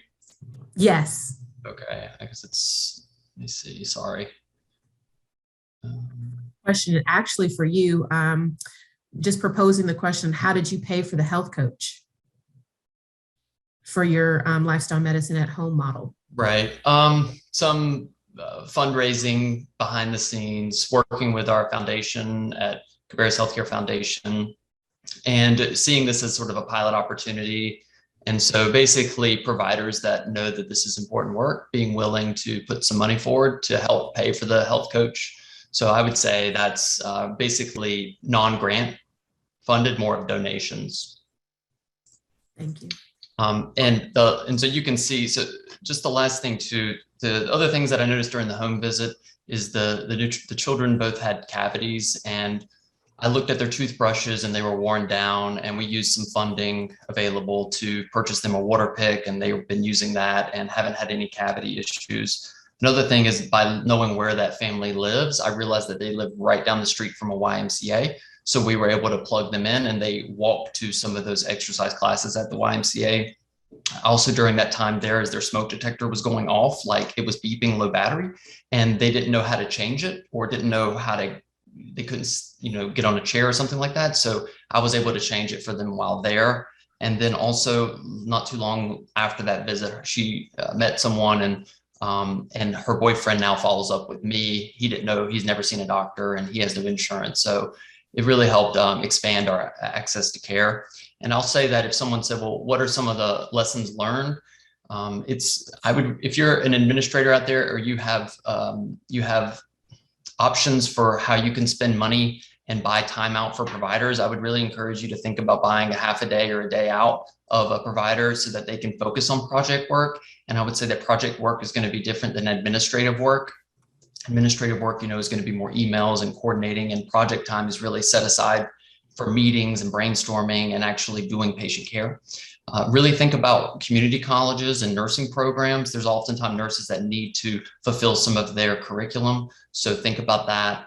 And I would recommend starting with your own patients first. You know them best. You have a good flow for connecting with them, rather than just new referrals being sent to you. Consider starting with your own patients. I think that the success of the program is closely tied to still seeing patients in general and still being their medical doctor. So I think that's going to be important. And I've also come to terms that I think at least right now, the best approach for me and where our program is just really focusing on the needs of one family at a time, and then moving to the next family once we felt like that family was in a good place. Thank you, Dr. Nance. You are quite popular. The next question is for you as well. It is proposed, how long will this particular program be around? Is there an end to this pilot? If you wouldn't mind elaborating on that. I kind of hope that there's not an end, and for feasibility's sake, what probably will happen is that every year, instead of the preventative exam happening in the office, it would just happen in the home. And oftentimes, if a family comes to see me for their preventative exam in the clinic, it's like the 9 o'clock spot, the 9:20, the 9:40, and the 10. So I end up spending an hour and a half with them in the room anyway by the time you go over everybody's health. So I would just advocate to not do it in the clinic, but just do it in the home. And then we put all the referrals in. So it's kind of set it and forget it at that point, since it's no longer our responsibility to, follow up on the life coaching or the home organization or the budgeting. So it's something that hopefully all of my patients continue to be involved in. Thank you. We all love the long-term commitment there. Now, this is for all of our panelists. And the question proposes, what do you feel are the biggest barriers in getting innovations such as these started? And how did you work around/through them? Let's start with Dr. Lambeth. So I just wanted to piggyback off of Dr. Nance. I think, giving the, a half a day off to really to work on projects and not be an administrator is key in all of this. And, that's where I feel like the biggest challenge and barrier was to getting centering set up was, we all have all these roles that we do in our lives, work, family, everything, that it feels like this is an overwhelming task. And, you just get this feeling of like, well, why bother doing this until you kind of really see the fruits of your labor. And then you're like, oh, this is great, which is the point we're getting to. But I knew how great it was how great centering was because I had done it before. But I think really just asking for that time and really saying like, this is where I don't take a half a day, but I will take an extended lunch once a week to meet with my steering committee to get everything going. And so I block patient time to do it so that it's not necessarily on my time. But I think that's really the biggest thing is just finding time in the office and be willing to take a step back from direct patient care for the end will be a greater good. You will affect more people, but don't try to do it all and add it to your already busy schedule. And if there's any way you could guarantee even more than just a year of that time bought out, if you could think about 3 years or 5 years, you would certainly probably have more commitment from the provider to really dig in and really make it work. If you do just 1 year at a time, by the time 6 months comes around, we're not going to have outcomes to show you. So I don't think it's a true testament to the power of the program. And I would say that explore opportunities within education. And sometimes there's FTE available within the local colleges. And then also think about some discretionary funding that could be available through local foundations that may be linked directly with the healthcare system. So you never know unless you ask, and don't be discouraged if one path doesn't work out. Keep thinking, and that's something I'd be more than happy to continue to brainstorm with you offline. Dr. Wilson and Jen, how have you guys overcome the obstacles I'm sure you've had to face? You go first. I mean, I think we're still in the process of overcoming those obstacles. I'm not sure I've overcome any yet. I mean, I think the biggest challenge is what the other two panelists have said is trying to continue to see patients and take care of their medical issues while piloting this program. I'm at a small clinic. I'm the provider. I don't have an extender. It's me. And so trying to figure out how to incorporate it into my daily life has been kind of the biggest thing to overcome, because I can't make two of me, and I can't make more time. And I don't want to see fewer patients because of the people that I'm helping. So trying to figure out how to incorporate it and having people who have experience doing that help me out has probably been the biggest thing. And I have great administrative buy-in. I mean, the people I work with are totally on board and totally supportive. And we do work on a grant basis. And so that's kind of where some of the funding has come in. But I think for me, the biggest barrier is just time. And then for me, I'm more of the project manager. So my perspective is a little bit different because she's really doing most of the work. She's the one who has to, in the clinic, make sure the process is working. But from a healthy ROAN perspective, in terms of what types of challenges do we have? Well, it's getting clinics on board because we're in a pandemic. So we've approached lots of clinics and we're trying to figure out how we're going to do that. And Dr. Wilson actually is now contracted through Healthy ROAN to serve as a physician representative because I think I'm great, but I think having a physician representative is going to be a better way to get providers to say, wow, she's doing it and she's passionate about it. Maybe I should be open to this as well. So it's about being flexible, I think, right now in this pandemic. You know, we can't do the cooking demos at the level that we were doing cooking demos. So we're just kind of trying to figure out how are we going to work around that. And one of the things that we did for project management was if we're bringing clinics on board, you don't have to do the assessment, the prescription, and the referral. We're happy if you just want to take a look at assessing patients first and just get one piece of the puzzle in, or just doing exercises medicine and not an entire lifestyle medicine program. So we're still trying to be creative with how can we help clinics and not overwhelm them. Mm-hmm. That's like the word of the year, if not for the last 2 years, flexibility and pivoting. If you get out of this COVID pandemic without knowing those two things, we don't know where you were. So thank you for that. Now, Dr. Wilson, you brought up a very important piece is getting that support from your administrators. How are you able to facilitate that? And if the other speakers could also speak to their personal experience with getting people on board. Well, I mean, I think I'm in a great situation. So my clinic administrator is a part of Healthy ROAN. And so it's a very tight-knit community of people in this area that are really working toward the same common goal of trying to improve the overall health of Rowan County. So, you know, she was already a member. She started with me. I found lifestyle medicine. My life has changed. I have changed. And, you know, and so that's just a way to kind of, and so now I'm out spreading the message as well. So, but I was really lucky to have that buy-in and those connections. And I think the more people that you can find who are trying to do what you're doing in a different way, the more success you're going to have.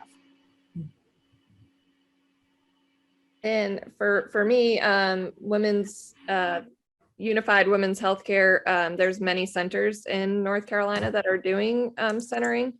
And so when we joined on with them, our practice had a buyout through them. So when we got bought out through them, it was pretty easy. They, you know, it was already in place and they were like, is this something you guys are interested in? I'm like, I've been interested in this. Yes, please.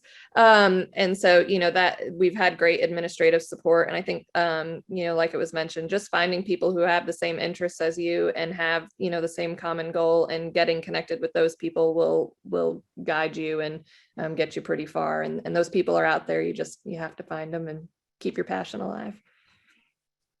Right. And finding them takes some time to network. So that's another reason why it's important to have time away from one-on-one clinical care with patients, because networking, building relationships with organizations takes time. I also think a good place to start is if you are tied to a foundation, look at what existing grant programs are already happening in your region and try to start collaborating with them, because you never know that maybe in a year or so that would offshoot into another project. And also those are the folks that may already have grant writers. And, you know, our skill, at least my skill set, I'm not a grant writer, and I learned that the hard way. And so thinking about, well, how can I connect with existing organizations that have that infrastructure? And then the third is that finding mentorship is really important. And obviously, you know, connecting with these mentors is important. And one way that I've sort of gauged a mentor's level of responsiveness is just like, do they actually follow up with emails eventually?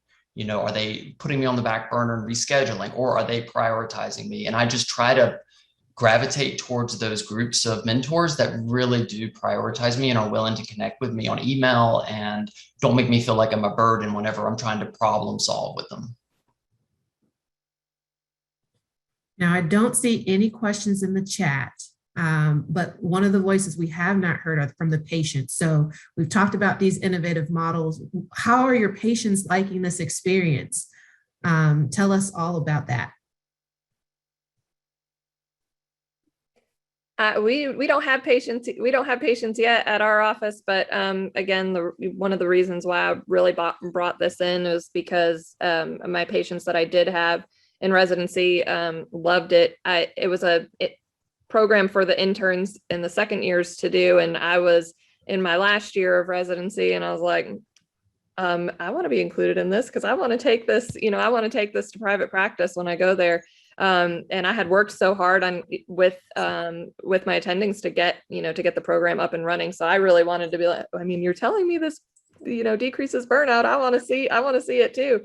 And my patients just loved it. And I watched them form bonds. And I had a couple people in my group that had preterm births before. Yes, they went on to other measure, took 17P and other things that would help with prevent preterm birth. But none of them had preterm births, and I was able to be there for all of their deliveries, which was great. I don't know that it'll work that way in our model in our office now, but really just getting those bonds with those patients. Two of them I still see when I go down to Wilmington. They still reach out, through the clinic, and I've been able to watch those kids grow up. And I just think that means so much to the patient that someone really cares about them and really, has taken that extra time with them. But it also just means a lot to me. It does give back and, and provides that fire to keep going. So.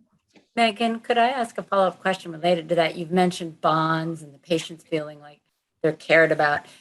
And one of the pillars of lifestyle medicine is that social connection, that sense of purpose. And that, do you think that was one of the biggest contributors to why you see better outcomes, is that the pregnant moms really do bond together with one another and feel like the provider really cares, and so that they really get that sense of connectivity and purpose in that? I definitely think that's one of the main reasons why we see the improved outcomes. And it like I said, it empowers the patient to speak up if they're having a problem. Then they really feel like they're in a safe space to say, like, is this normal? Or what can I be doing better here? Where a 5-minute appointment for a prenatal visit where we're just, going through the motions, they may not feel like they have that space or that time or, or the connection to ask those questions. And especially when it comes to nutrition, I mean, that's a big thing that we're focusing on in our office now, with our pregnant patients. I just really feel like they're in a safe space to really say all those things. And my group was a group of diabetics. And so, they were sharing recipes with each other at the beginning of these centering groups. And I thought, this is so neat. So we're just going to do a recipe swap. Like, I watched them do this. And so I thought, okay, well, we're going to do a recipe swap. I'm going to kind of ask them when I'm, doing their tummy measurements, what recipe did you bring today? And make sure it wasn't, this, great fried chicken recipe that I would like to do.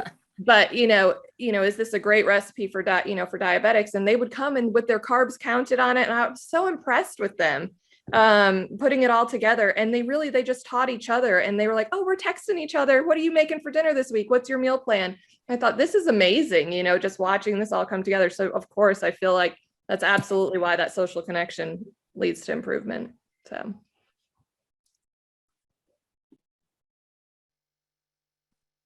I'd love to hear from the Roanne side of the free clinic. I'd be curious, how did patients take it when y'all were prescribing lifestyle prescriptions?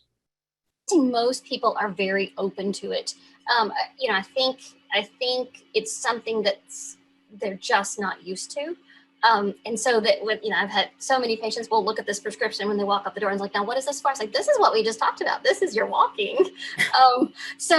But especially when they've been in the small groups doing the healthy living, and when we have food demonstrations in the lobby, again, kind of pre-COVID, and we're trying to get back to a little bit of that now, they love that.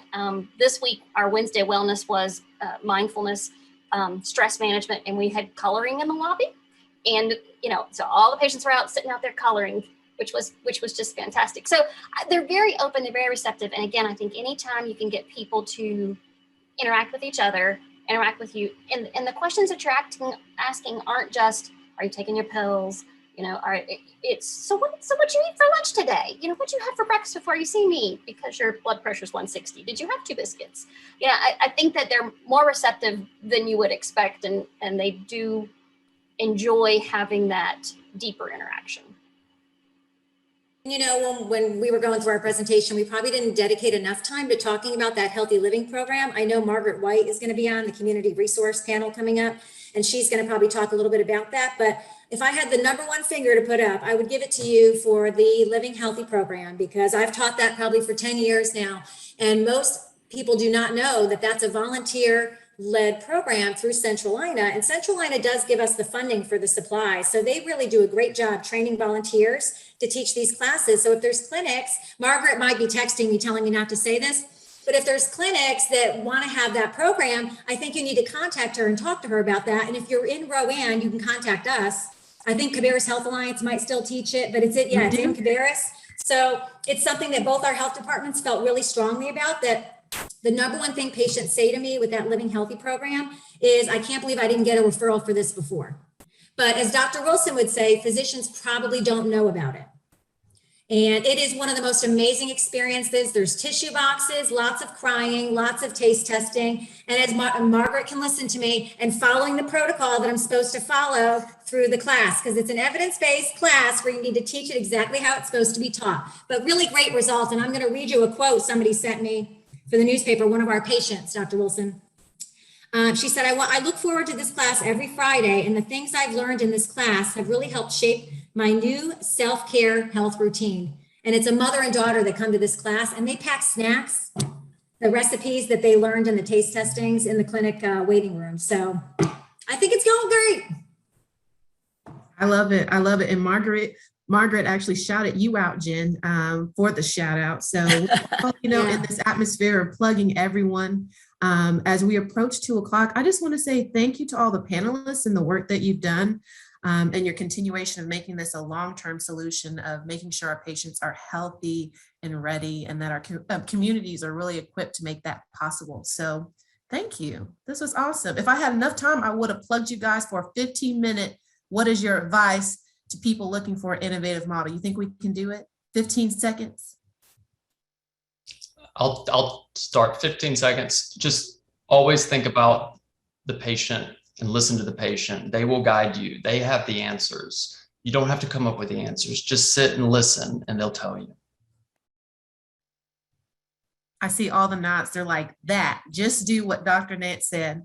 Well, thank you once again, and we'll transition to our next session. Thank you all. Thank you. Thank you.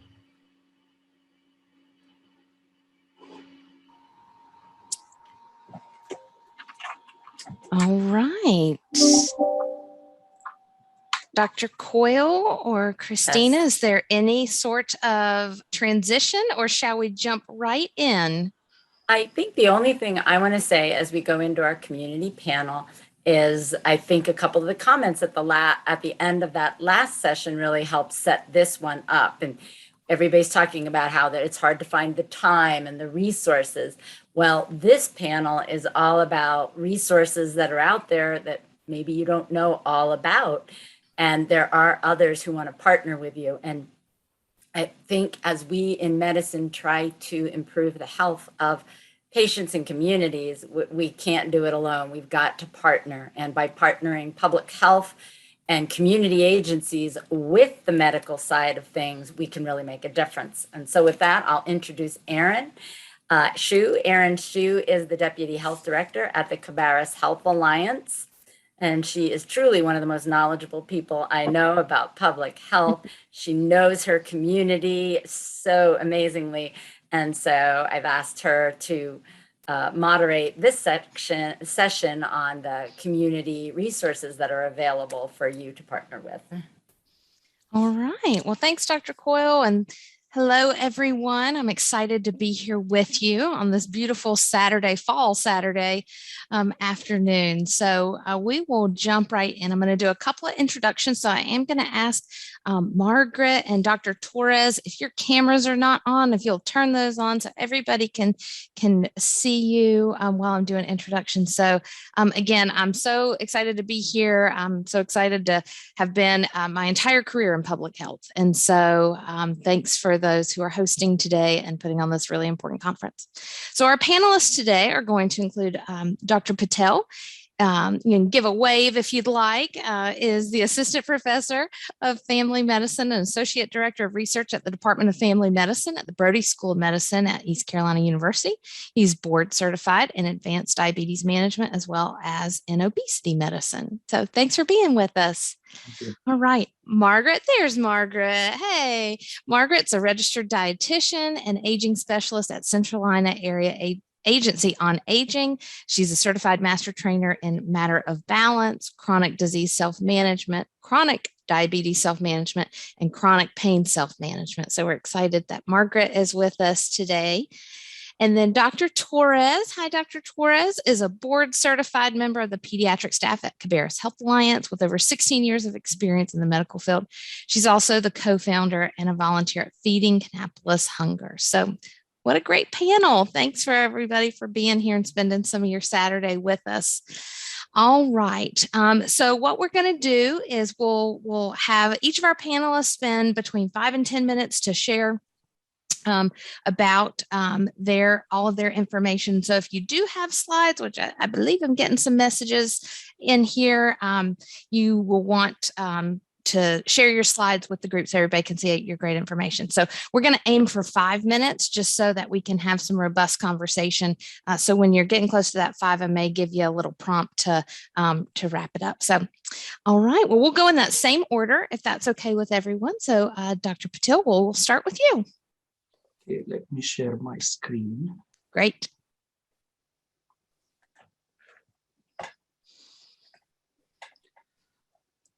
Do you see my screen?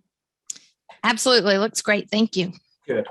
So I'm representing American Medical Association and North Carolina Medical Society, and I'm going to discuss the North Carolina approach for the diabetes prevention project.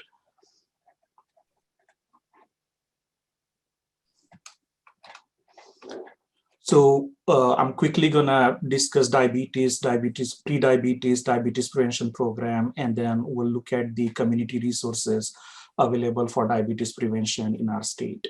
So as we all know, more than 10% of American population has diabetes, and a lot of those patients, over 7 million, don't even know that they have diabetes. And the prevalence of diabetes is worse in patients who are in our seniors with age more than or equal to 65. And every year, more than 1.5 Americans are diagnosed with diabetes. So these numbers are alarming. And then this slide shows that diabetes affects both men and women and all races and ethnicities. And then American Indian, Black, non-Hispanic, Hispanic, and Asian communities, they have a higher prevalence of diabetes than white non-Hispanic population. Dr. Patil, I am only seeing your title slide. Okay, let me.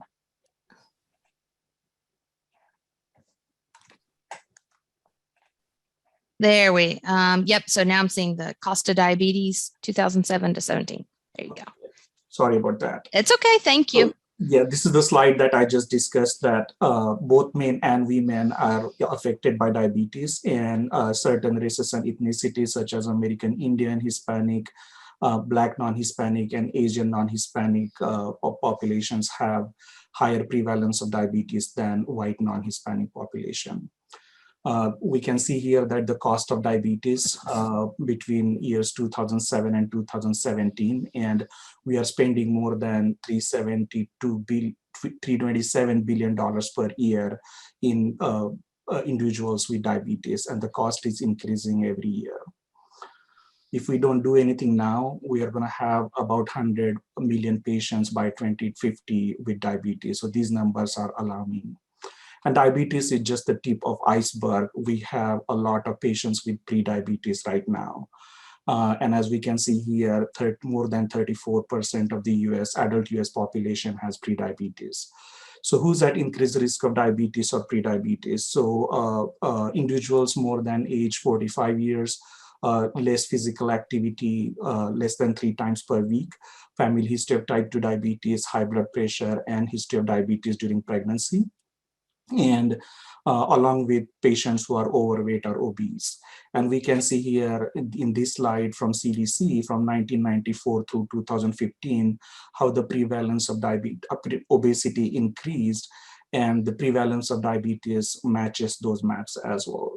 So diabetes and obesity go hand in hand, and obesity is a very significant risk factor for diabetes. So it is important to help patients lose weight in order to prevent diabetes.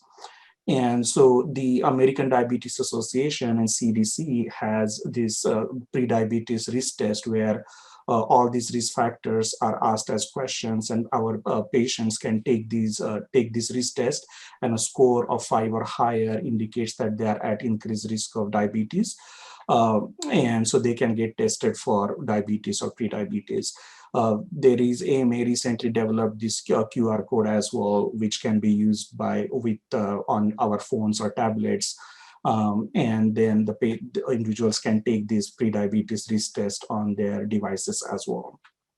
So it is very easily accessible.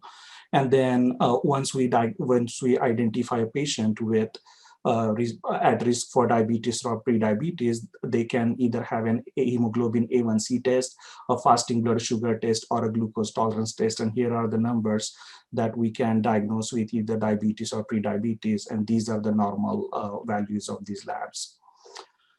So what do we do once we diagnose a patient with pre-diabetes? We know that they are at increased risk of diabetes, and how do we help them lose weight? So then in 1996, this landmark diabetes prevention program study was started, and then the study is still ongoing as an outcome study.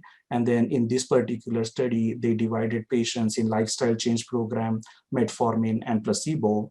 And then the study ended by 2001, and then these programs were modified that all the classes, all these arms, they are receiving lifestyle change program, and then these patients are still being followed. And here are the results. We can see as compared to metformin, the participants that were involved in intensive lifestyle intervention, they lost like 58% of those patients were able to prevent diabetes, as opposed to metformin, which still did pretty good. The patients who took metformin, were 31% of those patients were able to prevent diabetes. And you can see the results, like, we can still see how patients involved in intensive lifestyle intervention are still doing well in preventing diabetes. So after this landmark study, the CDC started this National Diabetes Prevention Program, which is a lifestyle change program, a year-long program that has two phases. In first phase, our participants attend like 16 weekly sessions, followed by a follow-up phase in which participants attend like one session per month. And the aim is for the participants to lose around 5% of their body weight from baseline. And in this program, a trained lifestyle coaches teach the group classes, and then they use a CDC approved curriculum. And the emphasis is on prevention and empowerment through a personalized action plan. And then CDC monitors quality of those programs. The programs are required to submit the data on participant outcomes. And it is very important for CDC initial recognition and maintenance of the recognition as well. Let's look at our state. So North Carolina, about 50% of the adults are overweight or obese, and more than 1 in 3 individuals in our state has prediabetes. So these numbers again are alarming. And here are how can we refer our patients to diabetes prevention program in our state? So there are different ways. So direct referral, like if you have a program at your organization or a nearby health department or a community-based program, you can always have a direct referral process in place. So direct referral is an option. For example, at our ECU Family Medicine Clinic, we do have our own diabetes prevention program. So we refer our patients directly to those programs. And we also refer patients to the Wident Health Program or our Pitt County Health Department programs as well. Then our Community Health Initiative, this is the website, excellent resource. Using this resource, we can, like this website, we can refer patients as well. Diabetes Free NC, this is another website, excellent resource, like you can find the program and place a referral through that program. It also has a hotline available where we can call and place a referral as well. And then NC3 NCCare 360 that we just reviewed yesterday, like this is also an excellent resource using which we can refer our patients to a diabetes prevention program. And then availability of these referral options may vary depending on your location and organization. So using this, if you're going to refer your patient, like, using these resources, you can see what is a convenient way to refer patients from your practice to one of these programs. Here, like how the Diabetes Free NC website looks like, you can find a program and place the referral through that program as well. It is in order to get a patient referred, enrolled, and making sure that they are retained in the program and they complete the program successfully. It is important to have that bidirectional communication between the referring provider and the program, the diabetes prevention program provider as well. American Medical Association has these excellent resources on their website as well. Their website is amapreventdiabetes.org. So I would highly encourage you to access all these resources to get your patients referred to a diabetes prevention program. American Medical Association also developed this return on investment calculator for healthcare organizations, and you can just plug in the numbers. Here is the link for that tool, and we can plug in the numbers pertinent to the community and the healthcare organization, and we can see that potential 3-year net savings by improving the lifestyle behaviors and overall health in 3 years, like, investing in a diabetes prevention program at a healthcare organization. So an excellent resource. So I would highly encourage you to join this initiative. North Carolina is taking a stand against diabetes. You can see here all these organizations that are involved in this diabetes free NC initiative. So please connect with your, first of all, like, of course, we need to identify patients at risk and screen them for diabetes and pre-diabetes, and refer your patients to a nearby diabetes prevention program using one of these resources. Thank you. All right. Thank you so much. I'm going to be honest, when I saw 24 slides, I was a little worried, but you did great getting through those. You did great. So let's go ahead. I don't see any questions in the chat, but if we want to take 1 or 2 questions before we move on to our next speaker, we can do that. If there are any immediate questions, comments. Dr. Patel, this is Dr. Torres. I'm not sure if you can answer this question for me or not. I'm a pediatrician, of course. Mhm. What is the rate of, have you seen a rate increase in diabetes or pre-diabetes in children and adolescents? Because we have in the office. Oh, yeah, it is. And actually, like, I'm actually involved, like, I'm a co-principal investigator right now on a diabetes prevention research study, and our next study that we are working on is actually going to be preventing diabetes in our pediatric population. And in our pediatric endocrinology clinic, like, we have, like, typically when we think about pediatric diabetes, we think about type 1 diabetes. But in our pediatric endocrinology clinic here at ECU, the numbers are almost 50%, and the numbers of pediatric patients with type 2 diabetes is going up. We also have, like, a pediatric healthy weight clinic here at ECU, physicians under our pediatrics department. And a lot of those patients that are referred have pre-diabetes as well. The risks are going up. Unfortunately, this diabetes prevention program, the evidence is only in adults, and the diabetes prevention program is for adults like age 18 and more.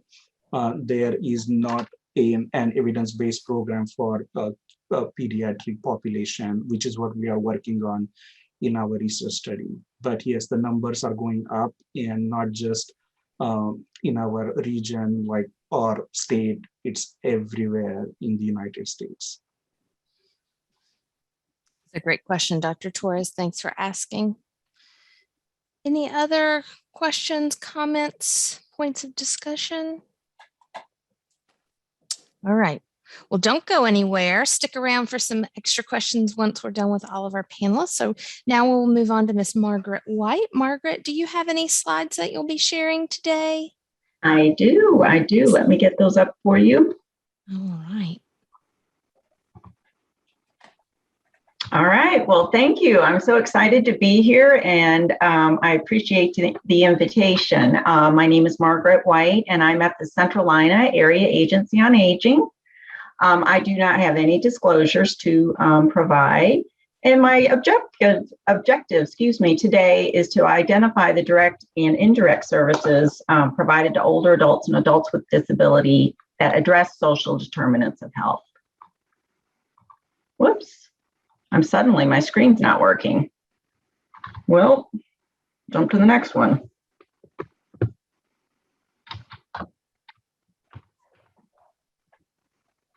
Oh, we got it. Okay, so who are we? First and foremost, every state in the union and in our U.S. territories has an area agency on aging. We specifically are located in Region F right here in the state. North Carolina decided to divide our area agencies on aging into 16, what they call regions. Most areas on aging are AAAs, I'm going to say AAAs in America, are going to be associated with health departments. Unfortunately, in North Carolina, we are not. So how did this come about?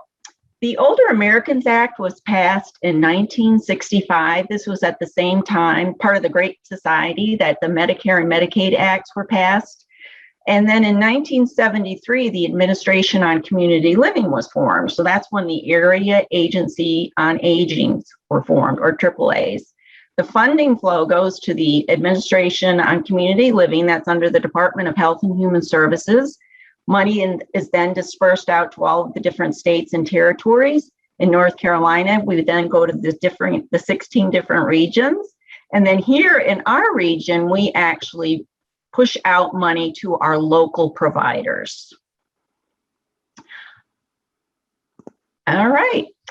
Oh, excuse me. One other thing I wanted to say was that the disability portion of the Older Americans Act, that was passed in 2012. So we now provide services to older adults, which would be the age of 16 and older, and adults with disability. So that could be somebody who is aged 18, of course. Some of the different services we provide, because we do provide quite a lot, but the ones I really wanted to key in on, of course, were the ones that were going to be associated really specifically with social determinants of health. The Family Caregiver Support Program is really a huge program.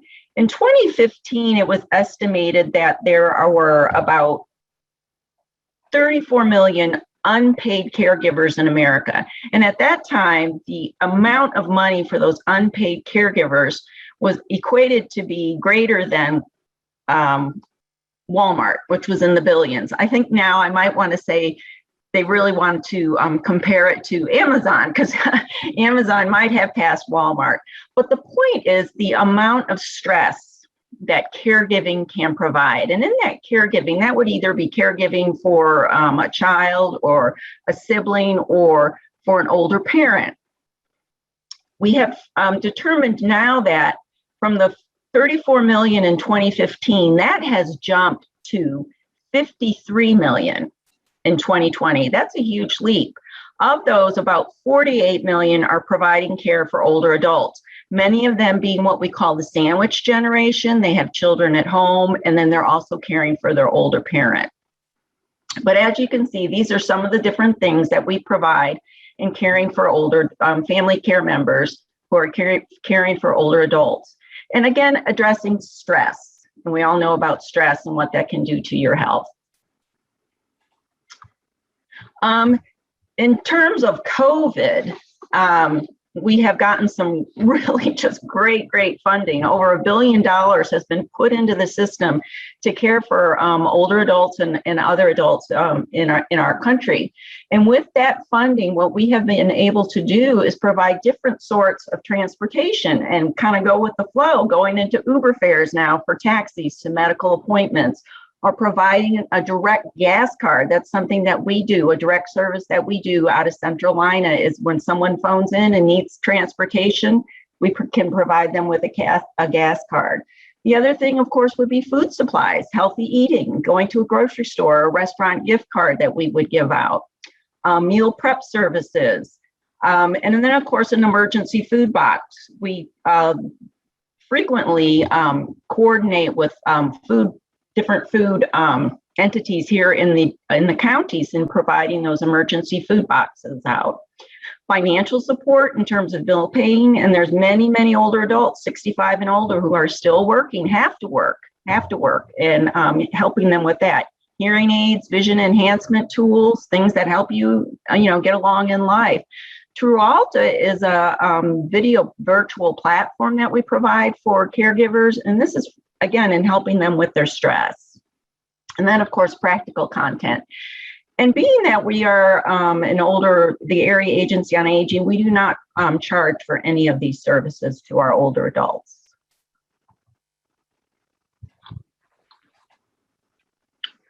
Senior nutrition service programs. This is very near and dear to my heart as a dietitian. This is the congregate meal programs, and of course, community settings, which goes into relationship building and relationships with others. The socialization and just talking to somebody who might be walking along the same path that you are. And of course, nutrition education and a nutritional meal or a healthy meal. It is estimated nationwide that over probably about 57 to 61% of older adults who receive a meal at a congregate meal site are getting their one meal for the day. And that just kind of goes to show you the food insecurity that can exist in this country of ours. Home delivered meals, this has been utilized a lot during the COVID era here, and I'll talk about that in a minute. And of course, the Farmers Nutrition Program. In terms of our particular region, in April of 2020, we had 13,249 meals that were provided through our congregate nutrition sites. In January of 2021, that had jumped to 21,519 in our some of our congregate meal sites. But for the total fiscal year of 2020, we had over 695,000 meals that were either delivered or picked up at drive-throughs, like a congregate grab and go, or were provided in the congregate meal sites. That jumped 26% to over 874 meals in our fiscal year of 2021. So you can see the need was there, in those CARES Act that we President Trump at the time had signed into fruition, has really been helpful. And then I want to go into what Jen was talking about, our Living Healthy Care workshops. What we do is we're sort of a quasi-governmental organization. We rely heavily on volunteers to provide these workshops. These workshops are evidence-based, came out of Stanford Health, and I saw Dr. Wilson had highlighted Kate Lorig. She's the one who kind of came up with these in Stanford in 1996. What it is it's peer-led, and again, following that scripted model. So if I were to go in and provide a workshop, I've got to take off my dietitian hat and put on just a peer model hat. And that can be really, really hard when I get to that nutrition section, but I do it. And that's so the peer can provide the program and provide it with fidelity so that it is evidence-based. Also, having the peers and providing these programs makes the older adult and many people much more comfortable. We provide these, again, promoting behavior change and increased self-efficacy. Again, getting back to that, what is the health literacy? What do they really know about the chronic condition that they're working with? And what is the best way to increase their self-efficacy in managing that condition? Another thing that we provide is I'm a Medicare provider for medical nutrition therapy, as well as DSMT, which is called Diabetes Self-Management Training. Centralina is a Medicare provider for this as well. We have just recently started this. Matter of fact, I jumped on board 6 months before COVID hit. So I have very, very small segment of data for you. But what I really want to focus in on here is this is an individualized model for individuals who are diagnosed with type 2 diabetes. There is criteria in order to be involved with this. This would be a fasting blood glucose level of 126 or more twice, or it could be an oral glucose tolerance test where you 200 or more twice, or it could just be a random blood glucose test, which is 200 milligrams or more, and with specific criteria such as polyuria or polydipsia or some other sign of diabetes. I have found also that most of the individuals that we have had participate in our program, they're all going to have so many other chronic conditions. And as you can see here, we have the comorbidities of sickle cell disease, Parkinson's disease, etc. Diabetes, of course, as Dr. Patel was mentioning, it's a very complex condition. And as an older adult, when you've got all of these different chronic conditions associated with it, it can be really hard to handle. It can be very hard to self-manage yourself. And there's over 42 different factors that can affect that blood sugar level. We focus in our DSMES program in, again, doing that individualized assessment with the person, getting down to that level of what are your action plans, what are your goals, where do you want to get? And also time in range, really focusing in on time in range and monitoring what occurs when you eat something, what occurs when you exercise, how does this fit your body? Because every individual, older adult especially, is going to be different than the other, and not all of those generalized suggestions are necessarily going to work. We have since June 2019. Got 1 minute. We've done 2 in-person services. I could talk all day. 2 virtual services. So we've moved to a HIPAA-compliant platform. Loving it. It has a chat feature and really great. We have had weight loss, and really what I wanted to point out that this is not just a one and done. When you have diabetes, we can do ongoing yearly DSMES service. Diabetes distress syndrome survey, definitely lower at 6 months, but there was a slight increase at 1 year. Just a slight, but not bad. And I am finished. Thank you, Miss Margaret. Yeah. All right, so let's move on to our last. Well, no, let's pause. Any questions while Miss Margaret's presentation is fresh on your minds? Well, Miss Margaret, sorry again. This is Dr. Torres or Jamari again. Yeah.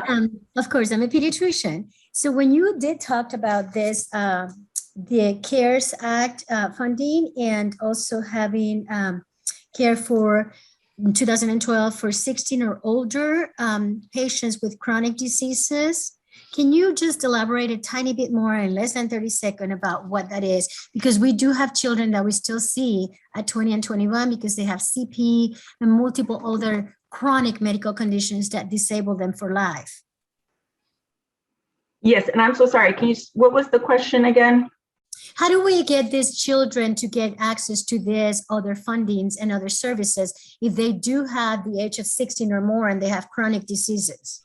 16 or more, I'm not really sure. I can find out that answer for you, but definitely if they are 18 years or older, they would qualify for our services. In terms of, so through the Older Americans Act and the ACL, we have to meet specifications in terms of who we could provide those services for. But 16 through 17, I can get that information for you. Thank you. Mm-hmm. Margaret, what's the easiest way for providers to make referrals to you for these various programs? Are you in NC Care 360 or? Yes, we are in NC Care 360. We are also with the Atrium on Bertha. We can also go to our website. Definitely senior centers. So we that's another service that we provide. So in other words, we're sending out the money so those senior service senior centers exist. So you will frequently find the information on that at the senior centers, and as well as on our website, which is Centerline Area Agency on Aging. Excellent. Any other questions, comments? I have a question. So our patients with Medicare, like they receive Part A and B, but a lot of these patients, they are supposed to sign up for Part D, which is prescription insurance. And it gets very confusing that there are like thousands of plans available. And especially for patients with diabetes, like does it cover their medications? What's the copays, deductible is? Do you provide that counseling? I don't personally. However, what we do have at the Area Agency on Aging are what we call SHIP counselors, State Health Information Program. And you nailed it right there. I mean, Medicare Part B, the DSMES is a Medicare Part B benefit. Unfortunately, so many providers do not know about it. And it's starting to become known. It's really starting to become known. And I saw that earlier in the chat that North Carolina DAC Division of all of a sudden I'm having a mind blank, but that Diabetes Advisory Council. Yes, that's a great place to look. Open enrollment for Medicare starts October 15th. So again, we're always getting that information out there. We're on we have Facebook posts. We put things on our website about making sure that you get in there and look at what's going on with your Medicare plan. What kind of Medicare plan do you have? Is it original? Is it an Advantage? If it is an Advantage, is it at the right Advantage for you? If it's original, is that good, or should you be going to Advantage? And again, it's all based, you are so correct, on what the different medications are, because your medications, it's really kind of odd. It's more or less by your pharmacy. What pharmacy has signed what contract with which drug company to provide what medicines to you? So it's very complicated in many ways. Okay. I have one more quick question. I'm going to promote diabetes prevention program here. So do you, like you said, you provide the SMES programs? Do you have any plans to provide diabetes prevention programs, or how do you refer your patients to diabetes prevention? We do not at that time, and that's specifically because it's not covered under the Older Americans Act funding. So we had very limited funding, and the goal was in providing the DSMES, that came out through the National Council on Aging. They provided a model for the area agencies on aging to provide the DSMES. Of the 34 million, as you well know, or more Americans who do have diabetes, probably 90 to 95% have type 2. And that, again, we tend to associate that with older adults or adults as they get older. But as you mentioned, we're seeing that in children now. And, again, that all kind of goes back to that lack of physical activity, stress, healthy eating, all of those things. Okay, thank you. You're welcome. Excellent questions, excellent discussion. So, all right, well, Miss Margaret, don't go anywhere. We'll go on to Dr. Torres, and then at the end, we'll have time for some more questions as well. So, Dr. Torres, if you will come online with us, and do you have any slides to share today? I do, and I'm trying to share my screen. Let's see if I can do that. Okay, let's see. Okay, my goodness, let's start my video share. Oh, here we go. Maybe my IT department has teach me good. Let's see. Yes, I think they have. They will be proud of me. There you go. Okay, can you guys see my screen? Yes. Excellent. So first of all, I want to say thank you to everybody that has actually participated in these 2 amazing days, and for also allowing me to participate. I've learned a lot from every single professional or provider that has been on the panel. It's been an amazing, amazing experience. I could talk about many things as people already know me, but I'm going to talk about Reach Out and Read, which I think it's a wonderful program that a lot of people have never heard about it, are not familiar with it, or maybe don't know how to apply for it. And it actually can help our pediatric population, I would say. So Reach Out and Read, or ROR, what is well known. Can you see my slides in here, my presentation, my PowerPoint? Yes. Yes. Okay, great. So Reach Out and Read is a nonprofit organization that actually trains and support medical providers who give books to the children and advise parents about how important it is to read out loud to these children. We try to actually test this during the well child examination, and we provide always a book that is appropriate for the child's age and development during that interaction and that one-on-one visit. It actually helps build unique relationships between parents and medical providers. It develops these essential early literacy skills in your children, and it provides a free book. ROR, we do this again during the well child visits, and it's between, and it can be provided by anybody. In our office, it's the medical provider, which is either a nurse practitioner or the pediatrician who provides this during the talk with the doing the whole well child visit, and providing nutrition and everything else. But we also have our few minutes where we actually tell them how important it is. It's not just about giving them a free book or a new book. It's also about telling them how important it is for them to read to their children for 20 minutes a day. And it doesn't have to be 20 minutes altogether. It could be 5 minutes here, 5 minutes there. As many of the parents says, their children have very short spans of attention, but you can still tackle this. It provides, again, from birth to 5 years of age books to these children.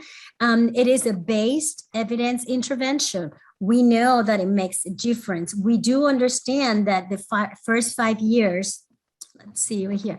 We do understand that the first 5 years of life are very critical for learning. It's a window for learning with rapid brain development that does not occur at any other time in their life. And many children, especially from low-income families, are not ever read because they don't have the means. The parents don't understand how important this is. And it is amazing, and I'm sure a lot of you know how many children by 3rd grade don't even have the ability to read well. Some of these parents have never read. They don't know how to read. And therefore, that actually inhibits their other learnings or their future learning, and it puts them behind their classes and behind their classmates. A lot of this also has to do, especially in our area, with parents that do not speak our language. And I said our language, my first language is Spanish, but they don't speak any English, so they don't understand. Reach Out and Read is a wonderful program that sees the need. So we do provide what I call that Spanglish books, where they're half in Spanish and half in English. So parents can still read to their children in their language. Let's see if I can go back here. Okay. ROR has near universal skills. It serves about 4.5 million children annually, and about half of the children served by ROR are actually from low-income families that do not understand how important the reading to these children is the base for many other learnings in their future. It has the potential, ROR, with the help of providers in general, medical providers, any other providers that see these children in their early life, to reach out to 90% of all the children in the United States, again, from the beginning of birth until 5 years of age. Overall, it has grown. It covers about 33,000 pediatric clinicians trained actually to deliver this model. And families, and again, if you can see on these slides, in Cabarrus County, we have quite a few of the offices, family medicines and pediatric offices, that actually are part of this program. It's been evidence-based that when the providers or the providers' offices participate in this program, they have seen that the families that are participating in this do tend to read more often to their children, and then children that are exposed to this program has a higher receptive and expressive language development and scores. Let's see over here. How is ROR founded? Because that's another big question that a lot of people don't understand. There are many different ways on how ROR are founded. In our counties, like in Cabarrus County, it's founded by the local Smart Start, but in other counties can be founded by different places, such as some sites are founded by themselves, as you could have seen on my prior slide, that one of the offices that it's involved in our Cabarrus County is actually founded by themselves. But many practices, there are many different organizations that actually provide funding for this. So it is not as hard as it seems, and there is a process. It might take a few months or less, but once you're approved, as long as you continue to provide information to the ROR that you are actually using these books and provide them into the family, your funding will continue. One of the other things that I do want to point out is actually the parents, when you are participating in this program, the parents do look forward to actually getting them book. And the kids are excited to just get the book, even when they're babies. We usually started in our office at 6 months, but it could be started from birth, and it's something that we want to start expanding as well. And the babies do grab the book, and we try to teach the parents that it's okay for them to put in their mouth and play with them or move them, because they learn by all their senses. So it is a very, I think, important program. And again, it's evidence-based, and it has shown that it has improved the literacy of children from birth to 5 years of age. And if you have any questions, our contact in this area is a wonderful, amazing lady. Her name is Starla Hatley. I just put her email in there. And also, if you have any other questions, you can email me about the process of applying. I do have a PDF with all the instructions on how you can apply. And it's not as hard as you think of having the contact. There has to be a contact person that takes the responsibility to fill out yearly everything. But I am personally the one at Cabarrus Health Alliance, and it doesn't take that much longer from my time to just fulfill these requirements and being able to provide this service to our patients and families. Any questions?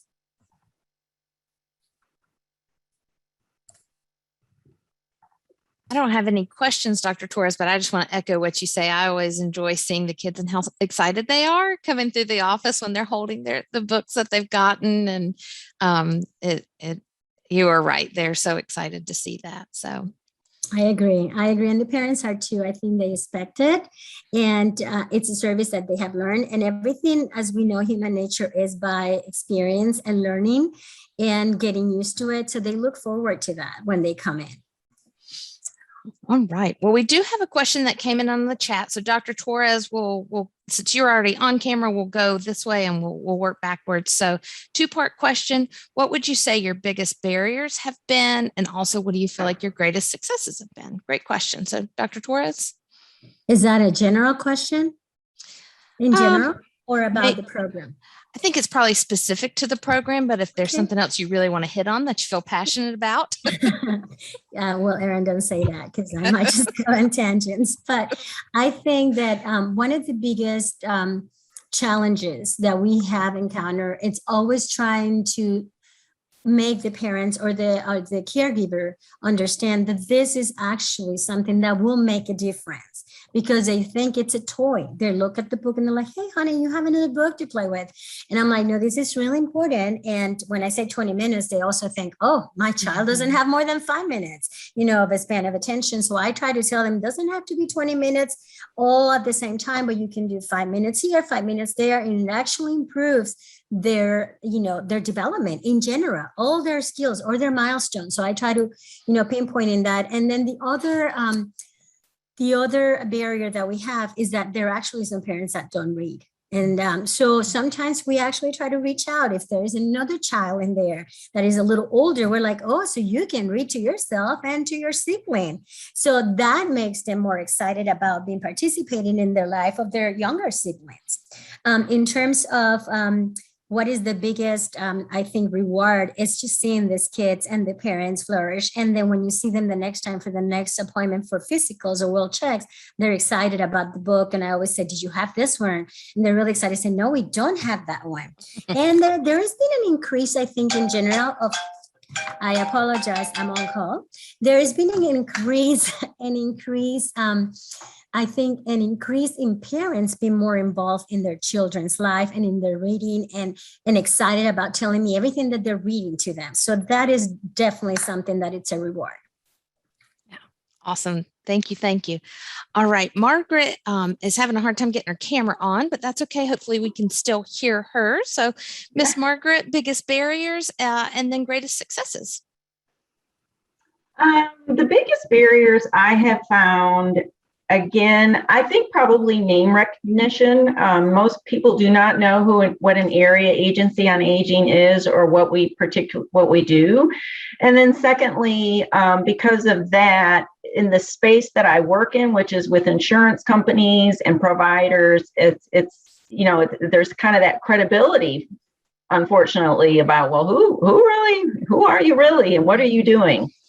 In terms of successes, so as a community-based organizations, the first DSMES that I provided, we're out in the community. We're at a congregate meal site, and then another time we were in what I'm going to call a rent-protected living situation for older adults. And again, just the light bulbs that would go off in a person's head or participant's head of like, oh wow, that has sugar, and oh wow, that's a carbohydrate, and oh, carbohydrates are okay. And it's just the I think that would be what I would call my greatest success. I can always, I can list other things such as lowered A1Cs and weight, and I know that's really huge, but I think it's more that self-efficacy and that learning and understanding what is going on in their body so that they can also then, communicate better with their healthcare provider. Excellent. Excellent. All right, Dr. Patil. Yeah, and I'm going to echo what Margaret just mentioned. It's the awareness, like when it comes to diabetes prevention program, like awareness of like existence of this program, and not just in our community, but also in the providers. Several providers don't know anything about diabetes prevention program or how to refer and which patients qualify. So that is one of the biggest barriers. Just the awareness of the program. And what I would say that I would call as a success is teamwork. And that team involves patients, their community stakeholders, providers, and also clinical staff as well. It is important, like just to increase the awareness, to have a referral process, to have that bidirectional communication between the practice, patient, and the diabetes prevention program provider as well. So teamwork and communications have been that's what I think is important for success of this program. And that's what we try here in our practice. And also we communicate with our other local programs as well, like at Pitt County Health Department. Wyden Hospital has its own program as well. So we try to make sure we communicate with each other to get our patients enrolled and engaged in these programs. Very good. Very good. All right. So let's see here. We do have a question in the chat. Looks like it's specifically for Dr. Patel. Is a fasting blood sugar of 130 automatically mean DM? Yes. Yes. Okay. So a fasting blood glucose of 126 or more is considered as a diagnosis of diabetes. Yes. And if there are any concerns, of course, we are recommending, we need to identify patients who are at risk of diabetes using that risk tool. And we are trying to screen patients because, like I mentioned, a lot of patients don't even know that they have diabetes, and that's because either they haven't had access to healthcare in any way, and even if they are going to clinics or emergency rooms, hospitals, they are not being screened for diabetes. They are not being identified as being at risk of diabetes. So we're trying to catch patients in asymptomatic stage. But of course, there are other criteria as well. But if there is any concern about that, it's always better to repeat the test just to make sure. So if a fasting blood glucose of 130, yes, it is a diagnostic of diabetes. But if there are any concerns, the American Diabetes Association, they do recommend repeating the same test again on a different day, just to confirm the diagnosis, because it is a significant life-changing diagnosis. Okay, great question. And then there's a second question in the same box from Margaret. Are these unpaid caregivers family members, and who provides emotional support or treatment if needed to these caregivers? Great question. The unpaid caregivers actually can be anybody. They could be a family, and of course, it might matter on how you define family. So they could be blood relatives, or they could be your next door neighbor, or it could be your spouse or partner.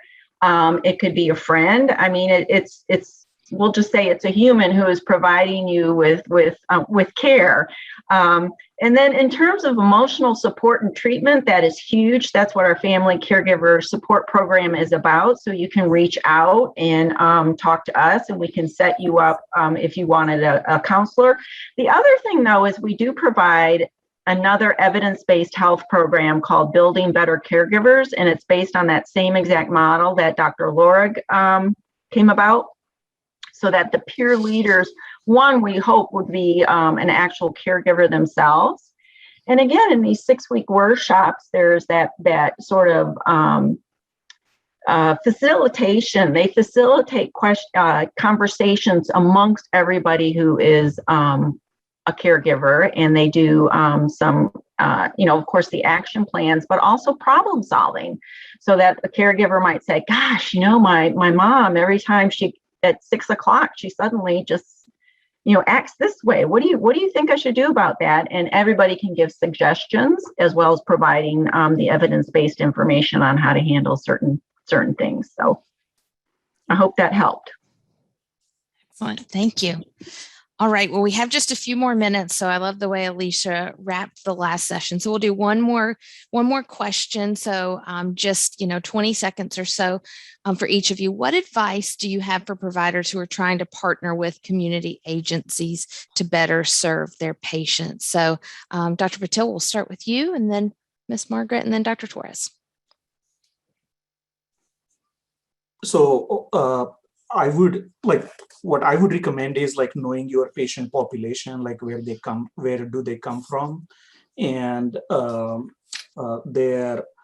if there are any community organizations, any religious organizations that you can approach, their stakeholders.